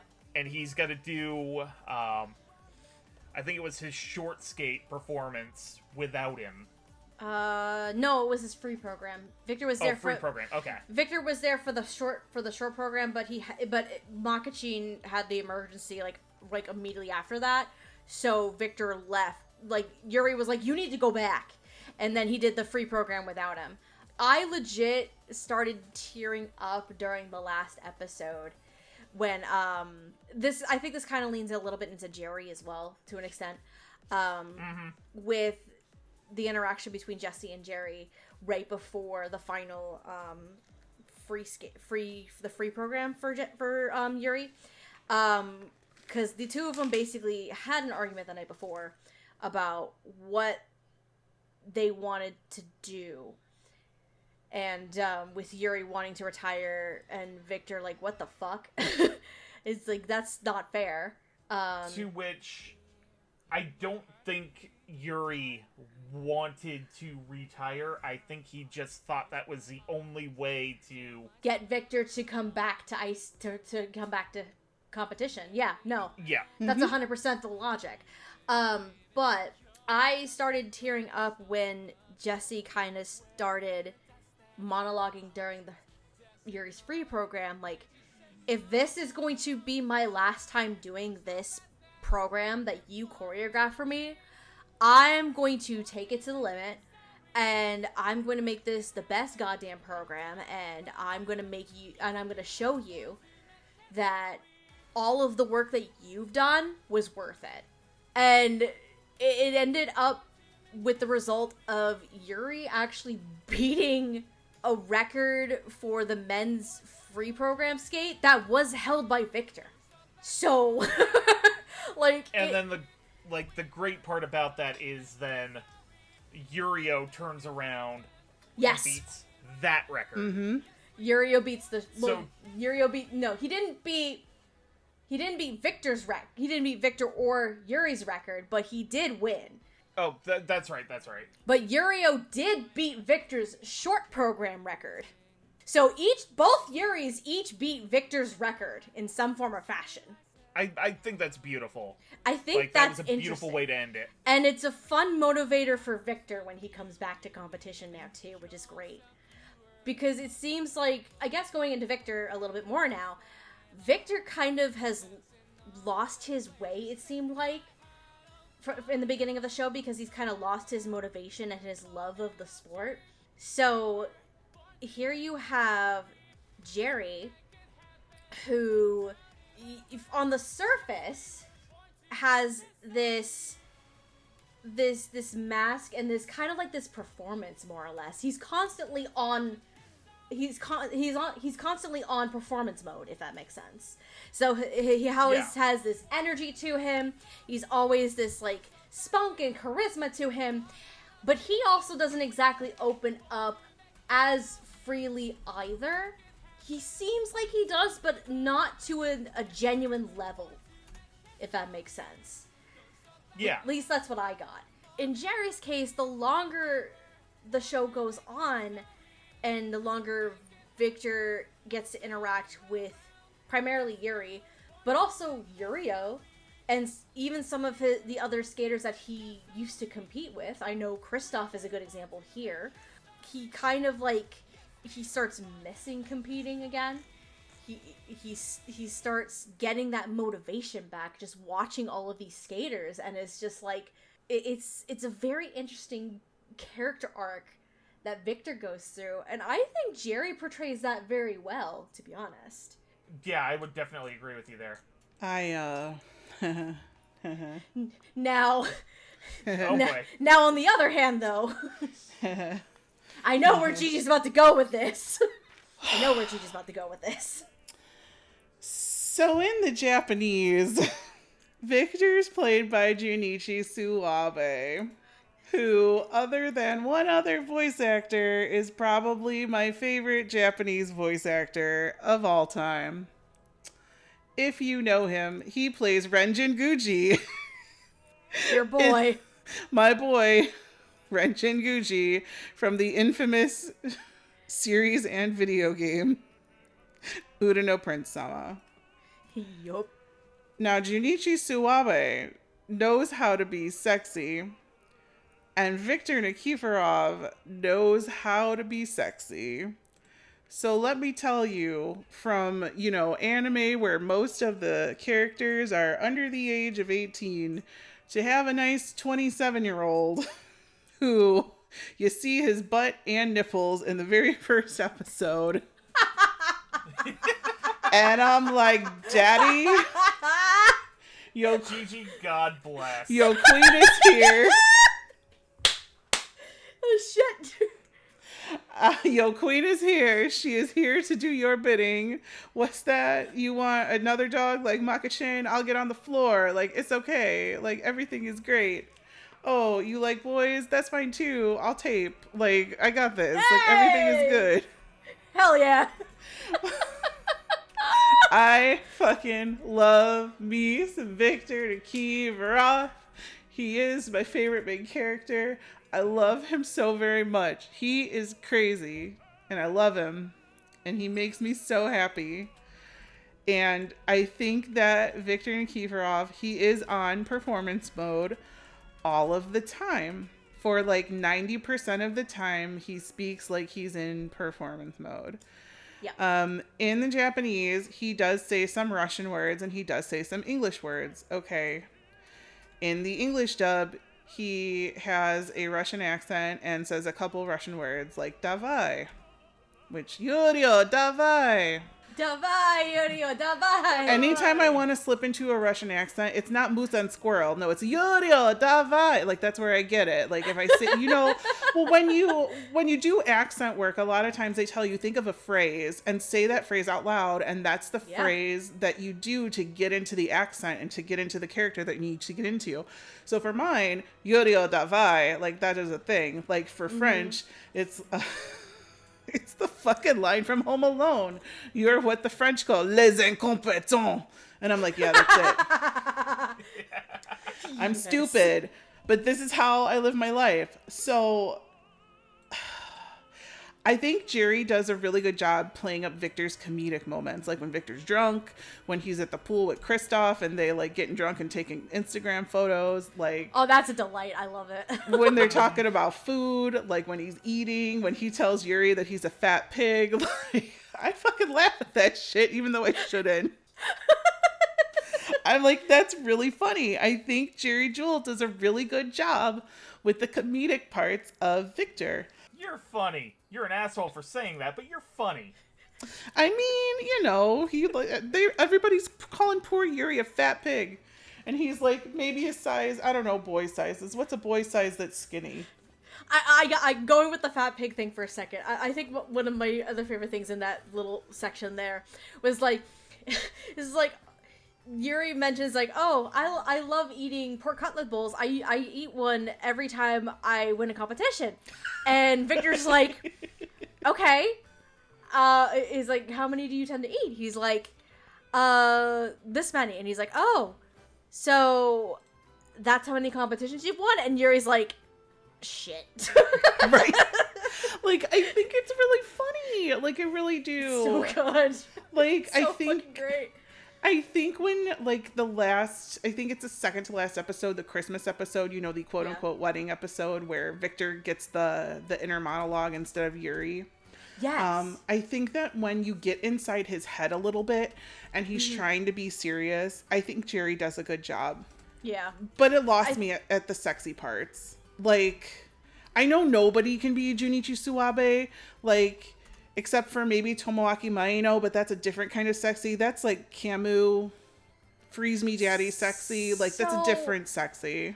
I think it's just like, I can see where you're coming from with that, but at the same time, I feel like the sexy parts that Jerry is playing with Victor leans more on like something that's a bit more subtle, and that kind of sexiness can work and speak volumes. Like, it may not, I think it's kind of like a preference thing. It may not be something that, like, for instance, like, you might be into, but shit, that works with me. Bitch, that works with me. We do have completely different tastes, Stephanie. Correct. In men and in almost everything, but yet we are still friends. It just somehow works that way. It's a thing. But it's a thing. You compliment each other. Yes, it's true. But no, I can 100%, I can see where you're coming from with like, it doesn't work for you. It worked for me, though. It's very interesting. I think another thing that goes with it, and this is coming back to the accent thing, was that I don't buy it. Like, I just don't, You don't buy the magic metal pipe pay. No. Ladies and gentlemen, in case we're going back to Hitalia for a hot second, Jerry was fucking Russia in Hitalia, guys. So is that why he got this role? Because he could do a Russian accent? Like, I don't know. It's a possibility, but I wouldn't say it's the actual answer and the reason why. I'm just throwing shit out there. I'm just playing like the instigator. I really wanted to like every part of it, but not even like the it doesn't do it for me part. I think there's something like with the performance, with the accent, with the sexy parts, like I don't buy it. Like, it just doesn't hit me in a way that's authentic, I guess. I can see that. I think there are parts I can agree with that, because I think there are parts with the accent work where I also had issues with this, and I love Jerry to pieces. He's phenomenal, but I I think there were some moments, this is with the accent work, where it just it just like didn't hit as well as other parts. But again, I 100% agree his comedic timing was fucking fantastic. He had such a fun bout of charm and charisma that I loved. And with the few serious moments we do get with Victor, I think he does pretty well with those too. And overall, I liked it, but it's not to say it's not a perfect performance either. You know what I mean? I just feel like when compared with Jesse, that we're watching two different shows. Like, honestly, like, this is gonna sound horrible, and I'm sorry, but I don't mean it in a bad way. This is just my personal taste. I want to hear Jesse as Yuri Katsuki with Junichi Suwabe as Victor. And that would be a completely different show if that was the case. Holy shit. That is what I want. Oh, damn. Like, that's if my, like, perfect, Yuri on Ice would exist, like, that's what I want. But also, I think it's just instilled in me that if there's going to be accent work, I want it to be really authentic and really, if not authentic, I want to at least have to be able to understand what the characters are saying without turning on the subtitles. Speaking of the accents, there is Yurio. Oh, I miss Micah Solasa. He doesn't do as much anymore either. I was going to say, what has he done lately? Didn't he move? I don't know the story there, honestly. But, like, they started that company with Afia, right? Which one? The one for video games. No? Yeah, I think there was something to do with the doing away of remote recording. That was the last thing I had heard. That Micah and Afia kind of walked away. I think that was the biggest thing and the biggest concern. So there's that. Though Micah has popped in because he still has... Yeah, because Micah's still Kobe, but... He's still Kobe. He's still Best Jeanist in My Hero Academia. Oh, okay. So he has a couple things still, and I think Afia might have a couple recurring stuff still too. But in terms of popping up in new things, there hasn't really been anything. Guys, I miss 2016. I do too. Like, I love seeing new people, but at the same time, like, I don't feel, and I mean, this is going to sound really bad, but I don't feel that sense of community like we had, like, even like 5 years ago, that we had, like, knowing who's going to show up in a dub and, like, doing all those predictions that nobody liked. Like, I thought that was kind of fun. I know. I miss doing that. It's like, I don't know where you are. Like, I don't know what companies you work for anymore. Like, sometimes you just don't work for anybody. And then I don't know these new people. Like, who are you? I could get to know you. But that would sound weird. Nobody likes to talk to anybody anymore. It's so depressing. I hate it. But no, I think that was the biggest thing, if I remember right. I think you're right, Patrick, where it was when Crunchyroll did away with remote recording. I don't recall if either Micah or Afia are immunocompromised. Don't quote me on that. But I believe that it could have had something to do with why they decided to effectively cut their ties, because they didn't want to risk that. I think it had something to do with, like, medical reasons. Yeah, I think so. But well, I makes me sad. We do miss you, Micah. Yeah. But I mean, I'm happy you're still doing things on occasion, but we miss you. Honesty Impact, my dude. Like, come on, let's go. Nobody got that but my One Piece peeps. I see you. I see you. I'm sorry, everyone who came here for the shoujo trash. Look, shit changes in 10 years. A lot can happen in 10 fucking years, ladies and gentlemen. I did not think I would be here 10 years ago in fucking Texas, shacked up with some dude. I love him, but I did not think this is where I was going to be. Listen, I also didn't think I was going to be here in 10 years now engaged, so here we both fucking are. Did you just drop that tea for the first time on the podcast? Oh yeah, fucking side note, I'm engaged now. Surprise, bitches! Hey! Congratulations, Steffi! I forgot that no one on the podcast might know that yet. Like, I've talked about it, like, on social media and, like, my Twitch stream and shit, but I forgot I hadn't done a podcast recording yet since getting engaged. Whoops! I know Andrew just did an O&A recording last week where he mentioned it, so I forgot that I didn't do a dub tuck yet. I was like, shit! The listeners know. They know now. See, I told you we'd be dropping some tea on this episode, fam. Oh, hell yeah. But no, yeah, Andrew and I officially are engaged as of late October, so. And the ring is pretty. I've seen it. Mm-hmm. We're actually, as of recording this, we're actually going to a jeweler tomorrow because, one, it needs to be resized. Two, we want to change the band. It's sterling silver right now, and we want to change it to a like a white gold so it can last longer. I think that's an excellent choice. Yeah. Yeah. So, I do. So we're gonna talk to a jeweler tomorrow after we're both finished work, and see what we can do about that. But yeah, I'm engaged. It feels fucking weird, guys. She's engaged just like Yuri and Victor. Oh, god damn it!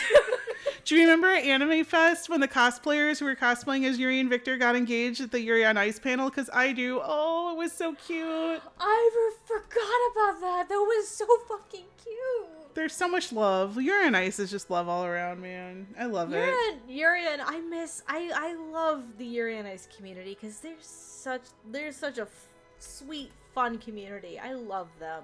I miss that community, bro. See, like, this whole thing was like community. Like, we're gonna fuck over everybody and we're gonna step on the haters and we're like, this is what we love and it's a thing. And then we got crushed because they canceled our movie. Oh, don't remind me. Sad face. Like, just watching this and I'm just like thinking in my head, I know anyway, but I'm thinking in my head, what could have happened for the movie? What could have happened for the season 2? Where is it? Sayo, come on. Don't go to MAPPA. They please. suck. No more MAPPA. MAPPA's gone down the drain. They did you dirty. Get somebody else. We're here. We have the money. I have yen. Let's go. Anyways. I still have some leftover yen that we haven't converted back into our account. Anyway, Micah Solis-san is Yurio. Talk about his accent. What do we think? Yurio's a fucking rageful little bitch. It's fun. Now, I'll say this. Mm-hmm. Kind of also going a little bit into Victor. Okay. In my opinion, just from observing not just animation, but, like, American television in general. Okay. Russian seems like a very hard accent to do right. It is. I do not disagree with you. Because that can go from 0 to Tim Curry in that one game very quickly. Wait, oh, boy. Wait, what? Tim Curry and what? I love Tim Curry. I can't remember the name of the game. It's where he does the line where, like, I'm running away to the one place where your capitalism cannot touch. Space! What the fuck was that game? I have no idea what you guys are talking about. Shit. I feel like I do, but I can't remember what it is. It's like a real-time strategy war game. He was like a Russian general. Oh, Jesus. Oh, is that, fuck, is that one that, that Jackson played on the Dub Talk Twitch one time? Hold on. Yes? It's gonna bother me. It's gonna bother me. Hold on a second. I'm gonna figure this out. Keep talking. Like, Russian accents seem really hard, because it can very quickly go into cartoony stereotype, and feels like you wouldn't even know it. I think Jerry Joel's Russian accent is okay, not perfect, but, like, just passable enough, and Micah's actually seems like Micah's Russian accent more than I thought I would. The game's not Red Alert 2, is it? Yes. Okay, it is Red Alert 2. Okay. I was like, why is that I'm like, is that the game that Jackson played? Like, I feel like I know this. No, I agree with you. Like, I think that my interpretation of a really well done Russian accent is if I can't understand what you're saying half the time. I mean that in a good way. And Micah as Yurio talks so quickly with that accent, and like just like he was born to do it. Like it sounds more authentic to me coming from Micah than it does from Jerry. And I don't know if that's just because like I like Yurio. Also, I think he's a fun character. Like And I don't want to sound insensitive, but I think the fact that Yurio is kind of an angry little gremlin helps. Oh, for sure. Oh, 100%. Let's be real. I always think that, like, if you're doing accent work, like, if you're angry, that's probably the easiest that you're going to have it, because no one's really paying attention to how you're doing the accent. It's just that you talk with so much passion and so, yeah, I get you. It's all emotional outbursts anyway, so even if it's a little hokey, nobody's really going to pay attention. Just us. Yeah. Just us. 9 years later, just us. It's fine. I think the other Us with our hand-drawn degrees in English dub. Mine's in crayon. Fuck. I think the other fun and interesting thing that I excuse me, that I kind of want to bring up with Micah's Yurio is, even though he's an angry little shit goblin, he does have his little moments of vulnerability, because the biggest thing with Yurio is he doesn't give a flying fuck about anybody but himself, and wanting to be the number one, like be the best and beat Victor, basically, right?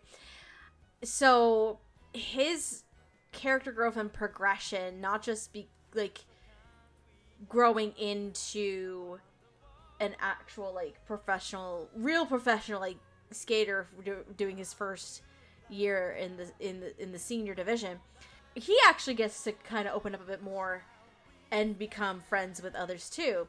Odebek obviously is an obvious one here, but his friendship with Yuri is also very intriguing.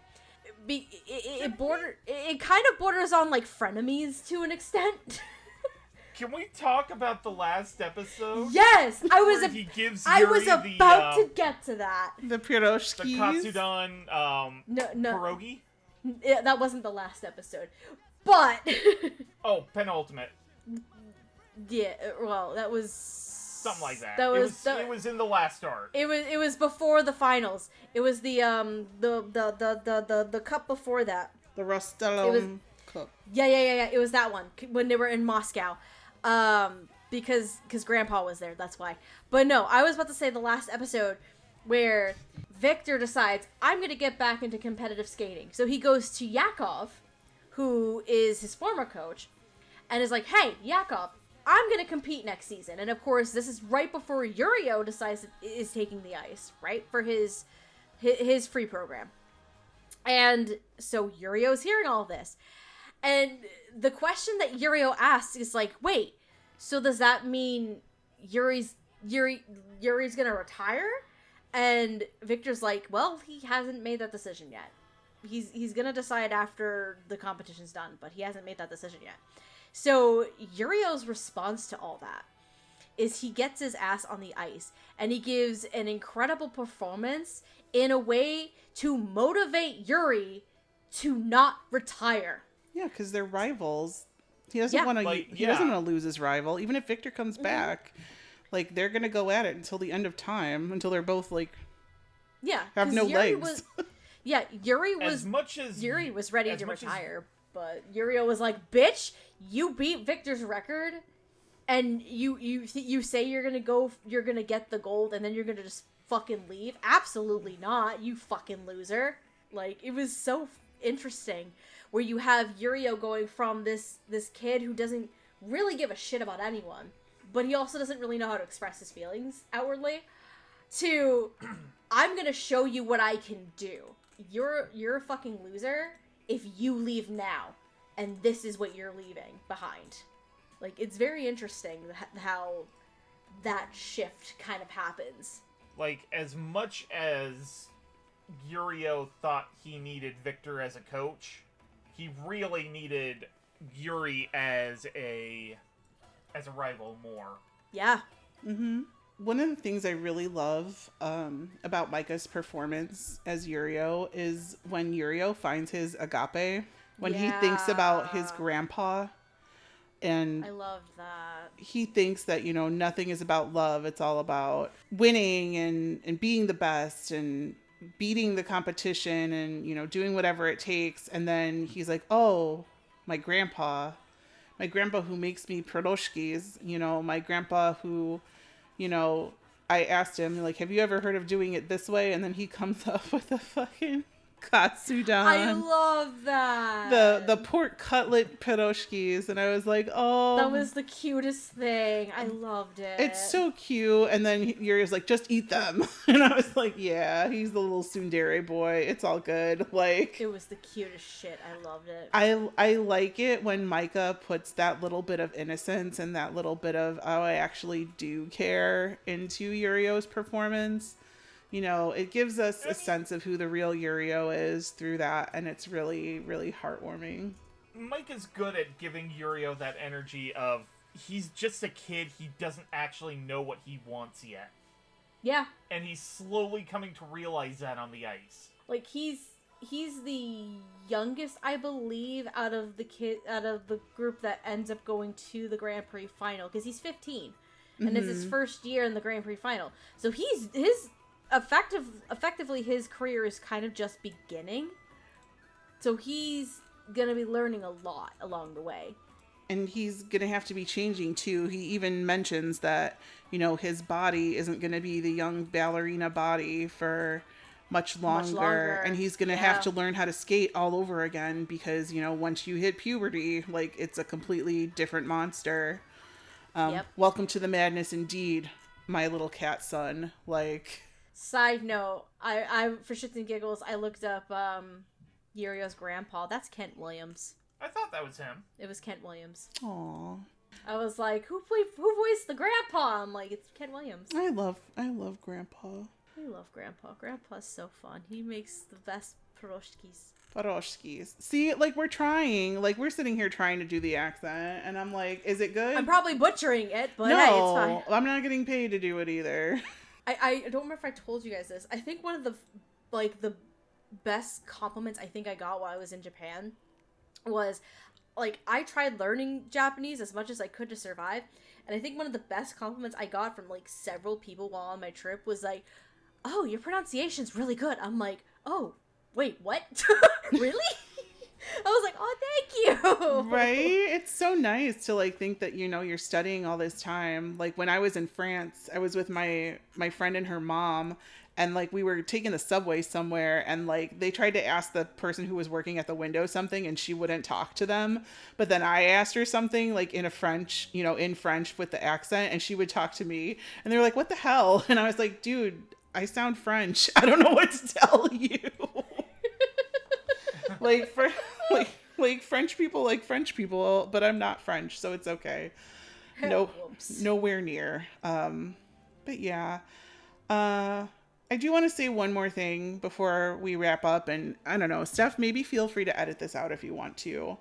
Okay. But there was, I know Jessie James Greeley has had a lot of changes in her life fairly recently, yes.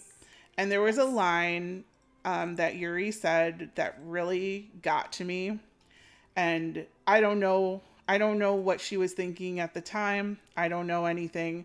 I have barely talked to her maybe 1 or 2 times through conventions.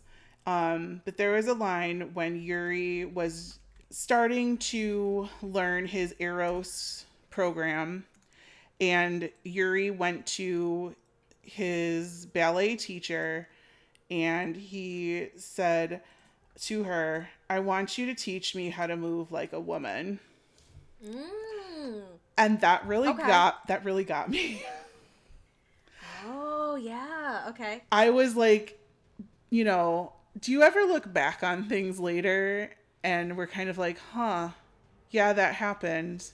And like, just in my heart, I'm like, I wonder. I was like, did you feel something in that moment, Jesse? Because I felt something for you 9 years later. Oh. I thought that was really like a thing. And I don't know, Yuri on Ice. It was such a time in our lives, man. And I want to like go back to it. Like just some of the senses and like some of the things that happened during that time that made everyone so happy. You know, 2016 feels like it was, 9 years ago, but it feels like almost a lifetime. But like so many things in my personal life I know have changed since 2016.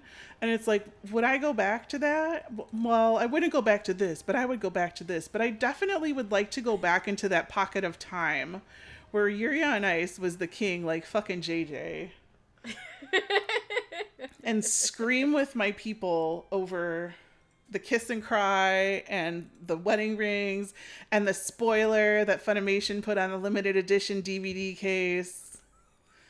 And the fact that Right Stuff never gave me my Victor button, even though I pre-ordered it in time, and then they're like, and I was like, whatever, you guys are liars. Oh. And then Megan gave me her Victor button, and I cried, and it was time. It was time in our lives. Play Green Day if it wasn't copyrighted right here. Aww. I know, fam. It's been a time. So I will, again, stop yapping. Patrick, what did you think of Yuri on Ice and the dub as a whole? This is some beautiful shit right here. But seriously, it's a really interesting dub to come back to almost a decade later. A lot of these that I've done this year, like, it's interesting going back to, like, that frame of mind.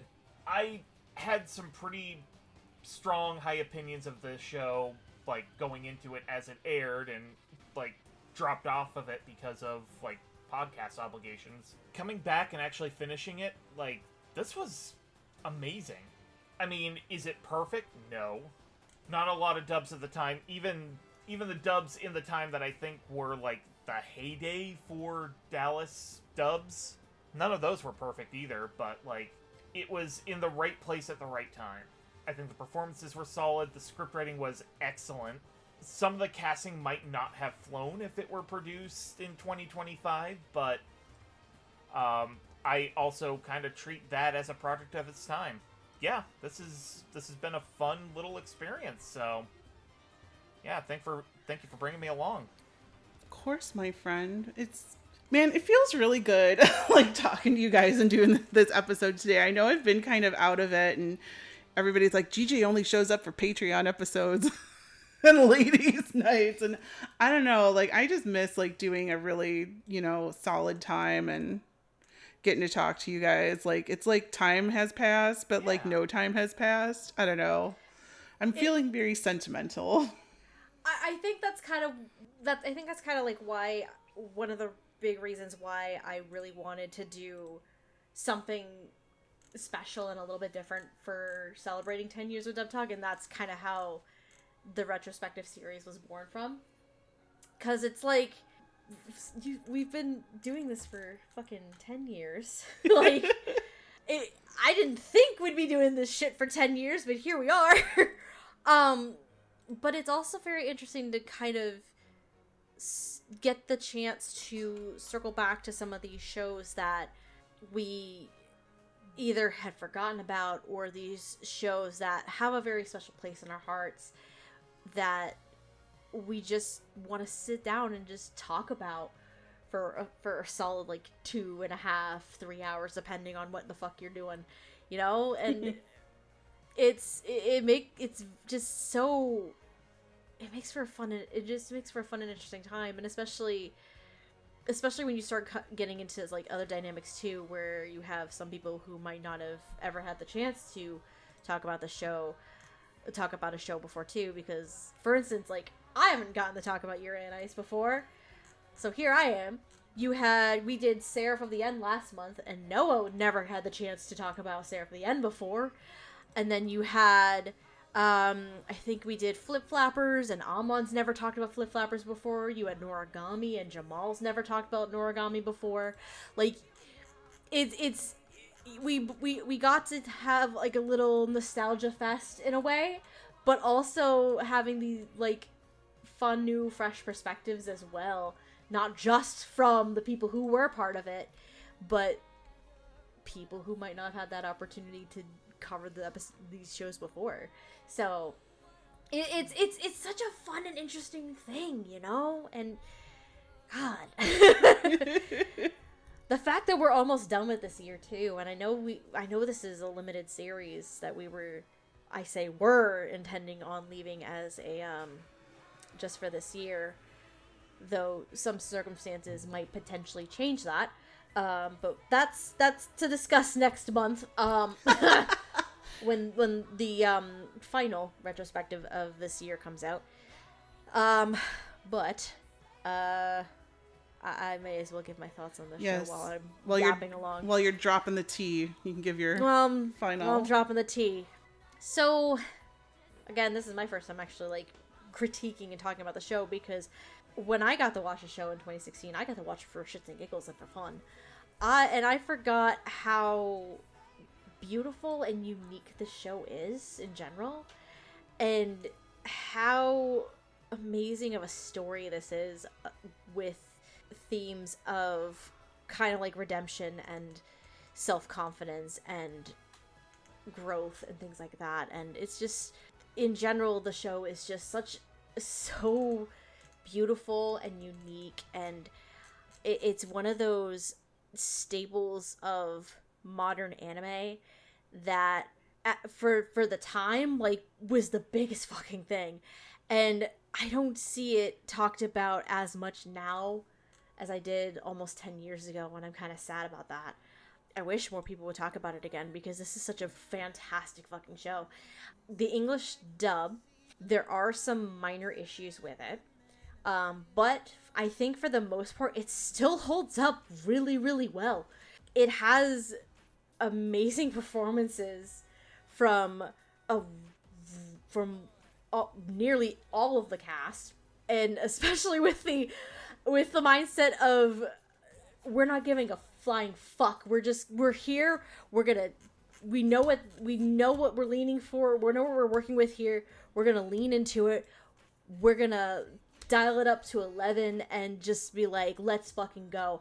And they did that. And I do appreciate that, like 100%, because this is the kind of show where it has those subtleties and those undertones and those not so subtleties and undertones where you get to have fun with and play into it. And it's just such a huge bundle of fun energy. And I think Sunny, like, crafted and created such a fun group here, with a lot of unexpected performances that some were phenomenal, others were fine. And then you have a few others that were, like, again, I would say career-defining is the appropriate term here. I would say especially for Jessie. Jessie is the big one. I would actually probably put Jeremy Inman up there, too, to an extent, to be honest with you. To a certain degree, I would put Jeremy Inman in there, in that camp, potentially. And and probably even Micah Solasad, to a lesser extent. But overall, like, if you have the ability to see this, I highly recommend you do. If you're new to anime, and from a younger generation, I am with your arguments for earlier, Gigi. Again, I'm very curious to see thoughts and opinions for that age group. But, like, otherwise, like, I would 100% give this show a try. Bare minimum, give the show a try itself. Because I would almost define this as, like, a classic show bar none. But the dub, I think, still holds up really well today. And I think it is worth your time, personally. Well said, my opposite friend.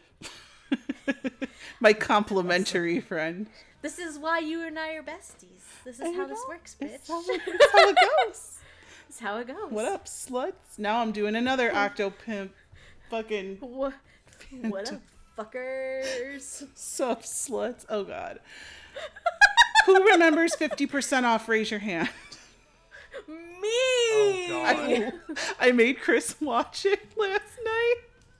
Oh, God, what'd he think? We only watched like 2 episodes, but he was laughing. Oh, I love it. And he made me watch Sailor Moon Abridged, and I was like, this isn't as funny as the new one. Sorry, Megumi 33, love y'all. Oopsie. But it was a long time ago. But just like this was a long time ago. I know 9 years may not seem like a long time, or it may seem like totally long time. Like people who are JJ's age right now were 10 years old when this came out, you know? Like it's wild. Like it's wild to think how time passes and how things could be different now. I mean, some things are completely different now. In 9 years, like it feels like a drop in the bucket, but it's not a drop in the bucket. I think this show was definitely a moment in time and a drop in the bucket. It is in my top 5 anime of all time. Like I'll go back, I'll rewatch this show, but to be fair, when we had done this episode, I haven't had time. Like real life has unfortunately caught up in my weeb ways, and you know, we're doing other stuff now and I work too much, and you know, it's hard to get that enjoyment out of watching anime anymore because I feel like I just don't have the time to sit down and enjoy it. Oh, that's a mood and a half, dude. Yeah, it's like I'm doing it for the podcast, or it's Sunday at 11:15 and I'm watching One Piece. Like that's it. I feel that in my bones and my bones. Oh my God, I feel that in my fucking knees and they're aching. My back hurts, my Achilles hurts. I just want to roll around with something that I love and enjoy it. And I think even though these past couple of months have been really bad for me personally, I think they've been really good for me, like anime wise, because Twisted Wonderland started, which like really brought my love back. And we'll talk about that some other time. Watching Witch Watch, and then I've been really into One Piece, like I said, because I've been playing the game, and like then I got to rewatch Yuri on Ice, and just rewatching it made me remember all these fun times that I had with the community, with my friends, with you guys.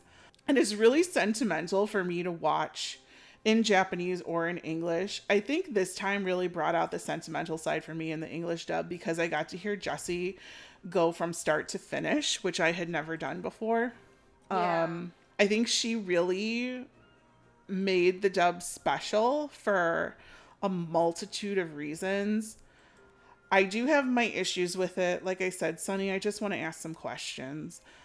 I'll never get the answers to those questions, but that's okay. You know, I'm okay with that. Things should be left in mystery. Not every secret of the universe needs to be told to Gigi and Gigi alone. I still enjoy... As much as Gigi would love to know.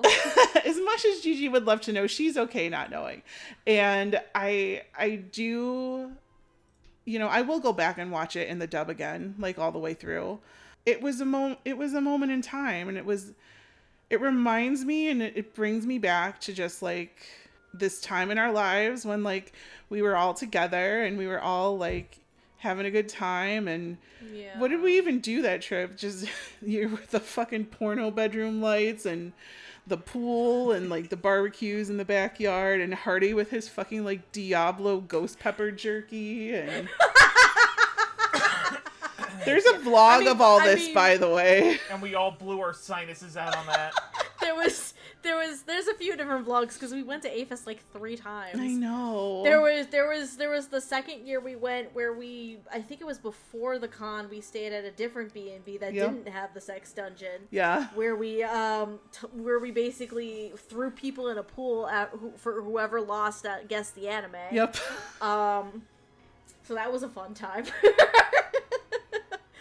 And then what else happened? We had unlimited Beanworks on Hardy, I think it was. Yeah. So that's a thing too. Like God, I miss you. I miss bastards. you guys too. I know I just saw you last year, Steph, but I miss you. Oh, Scarecrow. Last year? Was it last year? Or was it 2 years ago? Oh my god, I think it was 2. It was 2 years ago because we were in our old apartment. We hadn't moved yet. Yeah, you hadn't moved yet. Oh my god. Because that was when you guys were visiting and we saw Sweeney Todd. Yes, and we saw the movie with the chair and I fell asleep. Yes, Suzume! Yeah. Chair daddy, and you got so mad. I was so mad I slept through the chair daddy. I was so tired. She got so mad. Chair daddy. She got so mad that the hot guy was just a thing for like 20 minutes, and then the rest of the time he was a fucking chair. I was so pissed. I've never watched it again. But I love Yuri on Ice. I will always love Yuri on Ice. JJ will always be my king. I will always have a million body pillows of all the characters, and I don't care. I still have the acrylic panel of creepy Yuri Kotsky that I want to put in my bathroom, so when you look in the mirror, Yuri's staring at you from behind. What the fuck? It's hanging up in the Kinokuniya in Texas, or at least it used to be, but I bought mine from Ami Ami like forever ago, and I just want to put it in my bathroom.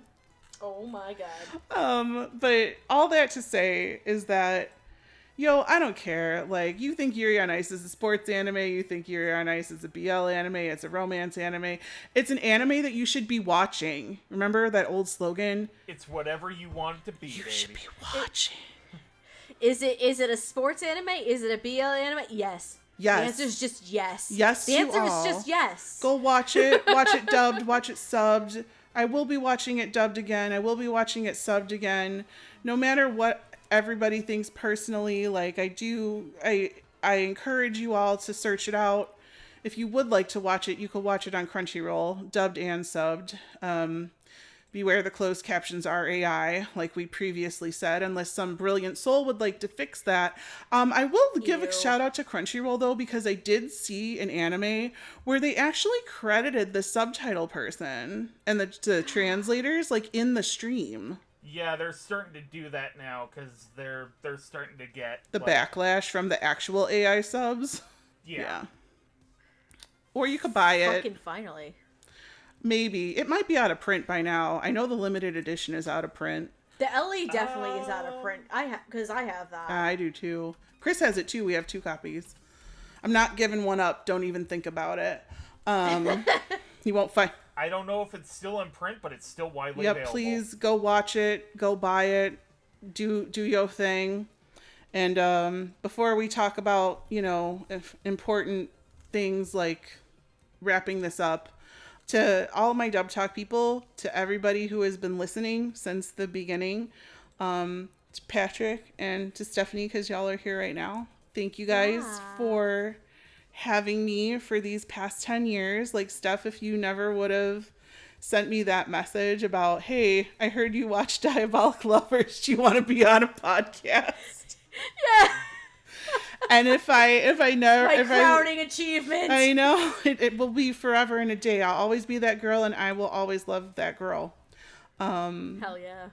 My life, personally and professionally, has changed so much because of this experience, and just thank you everybody who's been there with me. This is my last episode that you guys are going to hear from me this year. I'm recording one more, but I don't think it's coming out this year. In fact, I'm pretty positive it's not. So I'm just going to say, because we don't talk on the end of the year stuff or whatever. You guys moved the W's to March anyway. Now I'm just yapping. I've adopted the word yapping. I don't know why. It is a thing. But thank you guys so much for letting me in on this experience, because without this podcast, like, I could tell you, I would not be living in Texas. I would not have my 7-year almost relationship. Like, I would not have these great friends that I've had for 10 years who, even if we don't talk for weeks or months at a time, the conversation can just drop right back in like nothing ever stopped. So just thank you, guys. Thank you. That's what I love about this group. Like, we might lose contact for weeks, months at a time, but, like, put us in the same Discord together, put us in the same room. It's like the last conversation we had was yesterday. Yeah. Yeah. Or, like, put us in the same, like, text chat. Like, I know us ladies, we have a text chat that we don't utilize as often as we should. But when we do, bitch, we have fun. It goes. You, me, and Megan, we have fun. We do. It goes off. Yeah, it goes off, man. It's been a pleasure. I can't wait to do this for another, 10 years is a long time, but maybe like another 2 or 3. I mean, no, I'm just kidding. Till whenever you guys will stop having me. And that being said, if you enjoyed the Dub Talk podcast, you can find us streaming on many platforms. There's Spotify, Podbean, Apple Podcasts, formerly, I forgot, but it's Apple Podcasts now. And, oh shit, thank you for reminding me. I gotta actually look into something with the Apple Podcast side. There's an issue there. Oh, Whoops. no. Well, maybe not on Apple Podcasts. There was while I was in Japan, I think someone commented, like, there's an issue with the Apple Podcast stuff. I'm like, fuck! I'm like, while I'm gone, too. Of course. Well, and I haven't addressed it because I was, like, thrown into work shit as soon as I got home. So I gotta put that on my list of things to fix. See, being adults, man, this is how we have to live our lives now. Once in a while, we get to come here and be together and bond. You can find YouTube. Oh, that's a thing. I forgot. That is a thing. That is a thing. that is a big thing. That's the first thing. My bad. It's a big thing. My bad, You're guys. Fine. We're not the one that talks about basketball. If you search Yep. If you search for Dub Talk, it's not that one. We're the other one. That does not talk about basketball.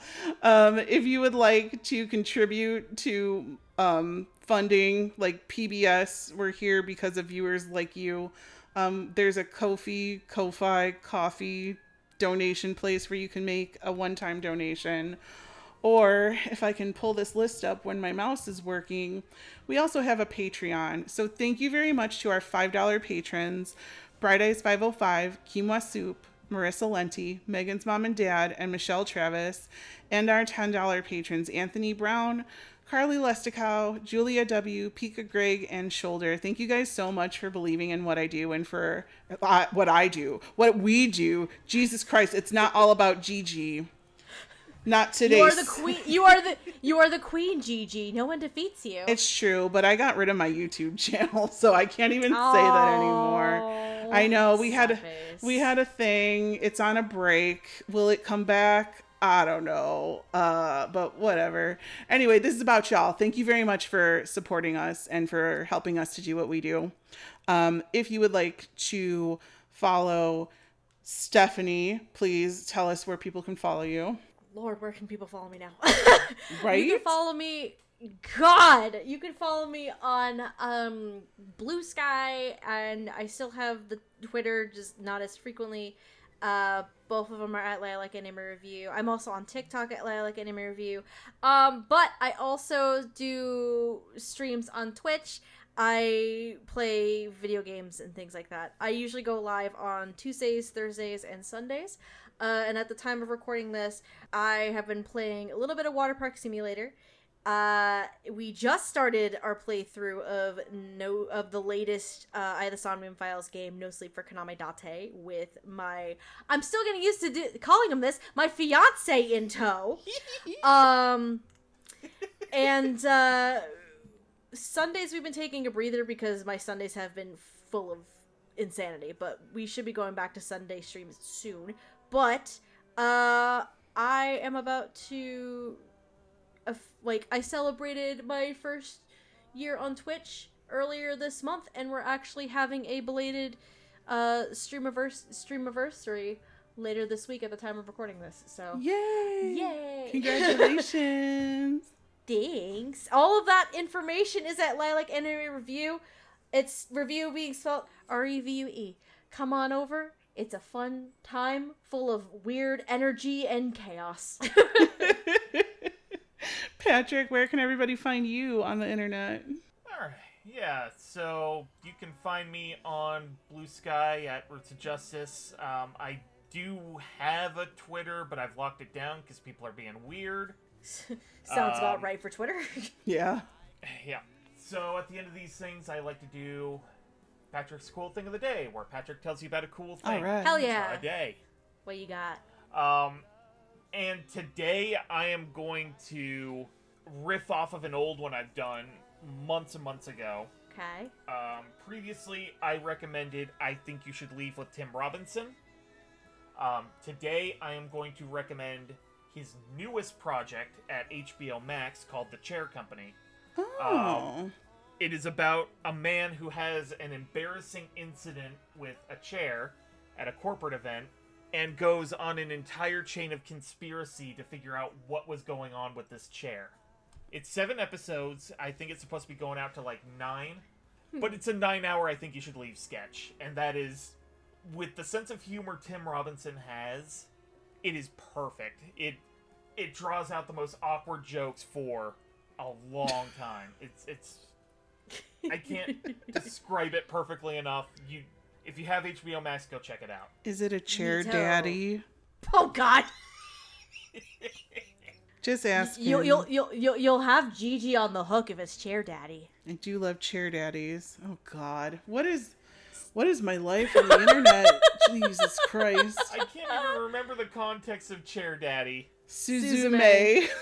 Oh, yeah, no, unfortunately not Chair Daddy. Oh. Tim Robinson is kind of a daddy, though, if you look at him at a certain angle. You say that, and I'm thinking Colin Robinson from What You Do in the Shadow, or What We Do in the Shadows, and I'm like, oh my God, Tim Robinson. I'm tired.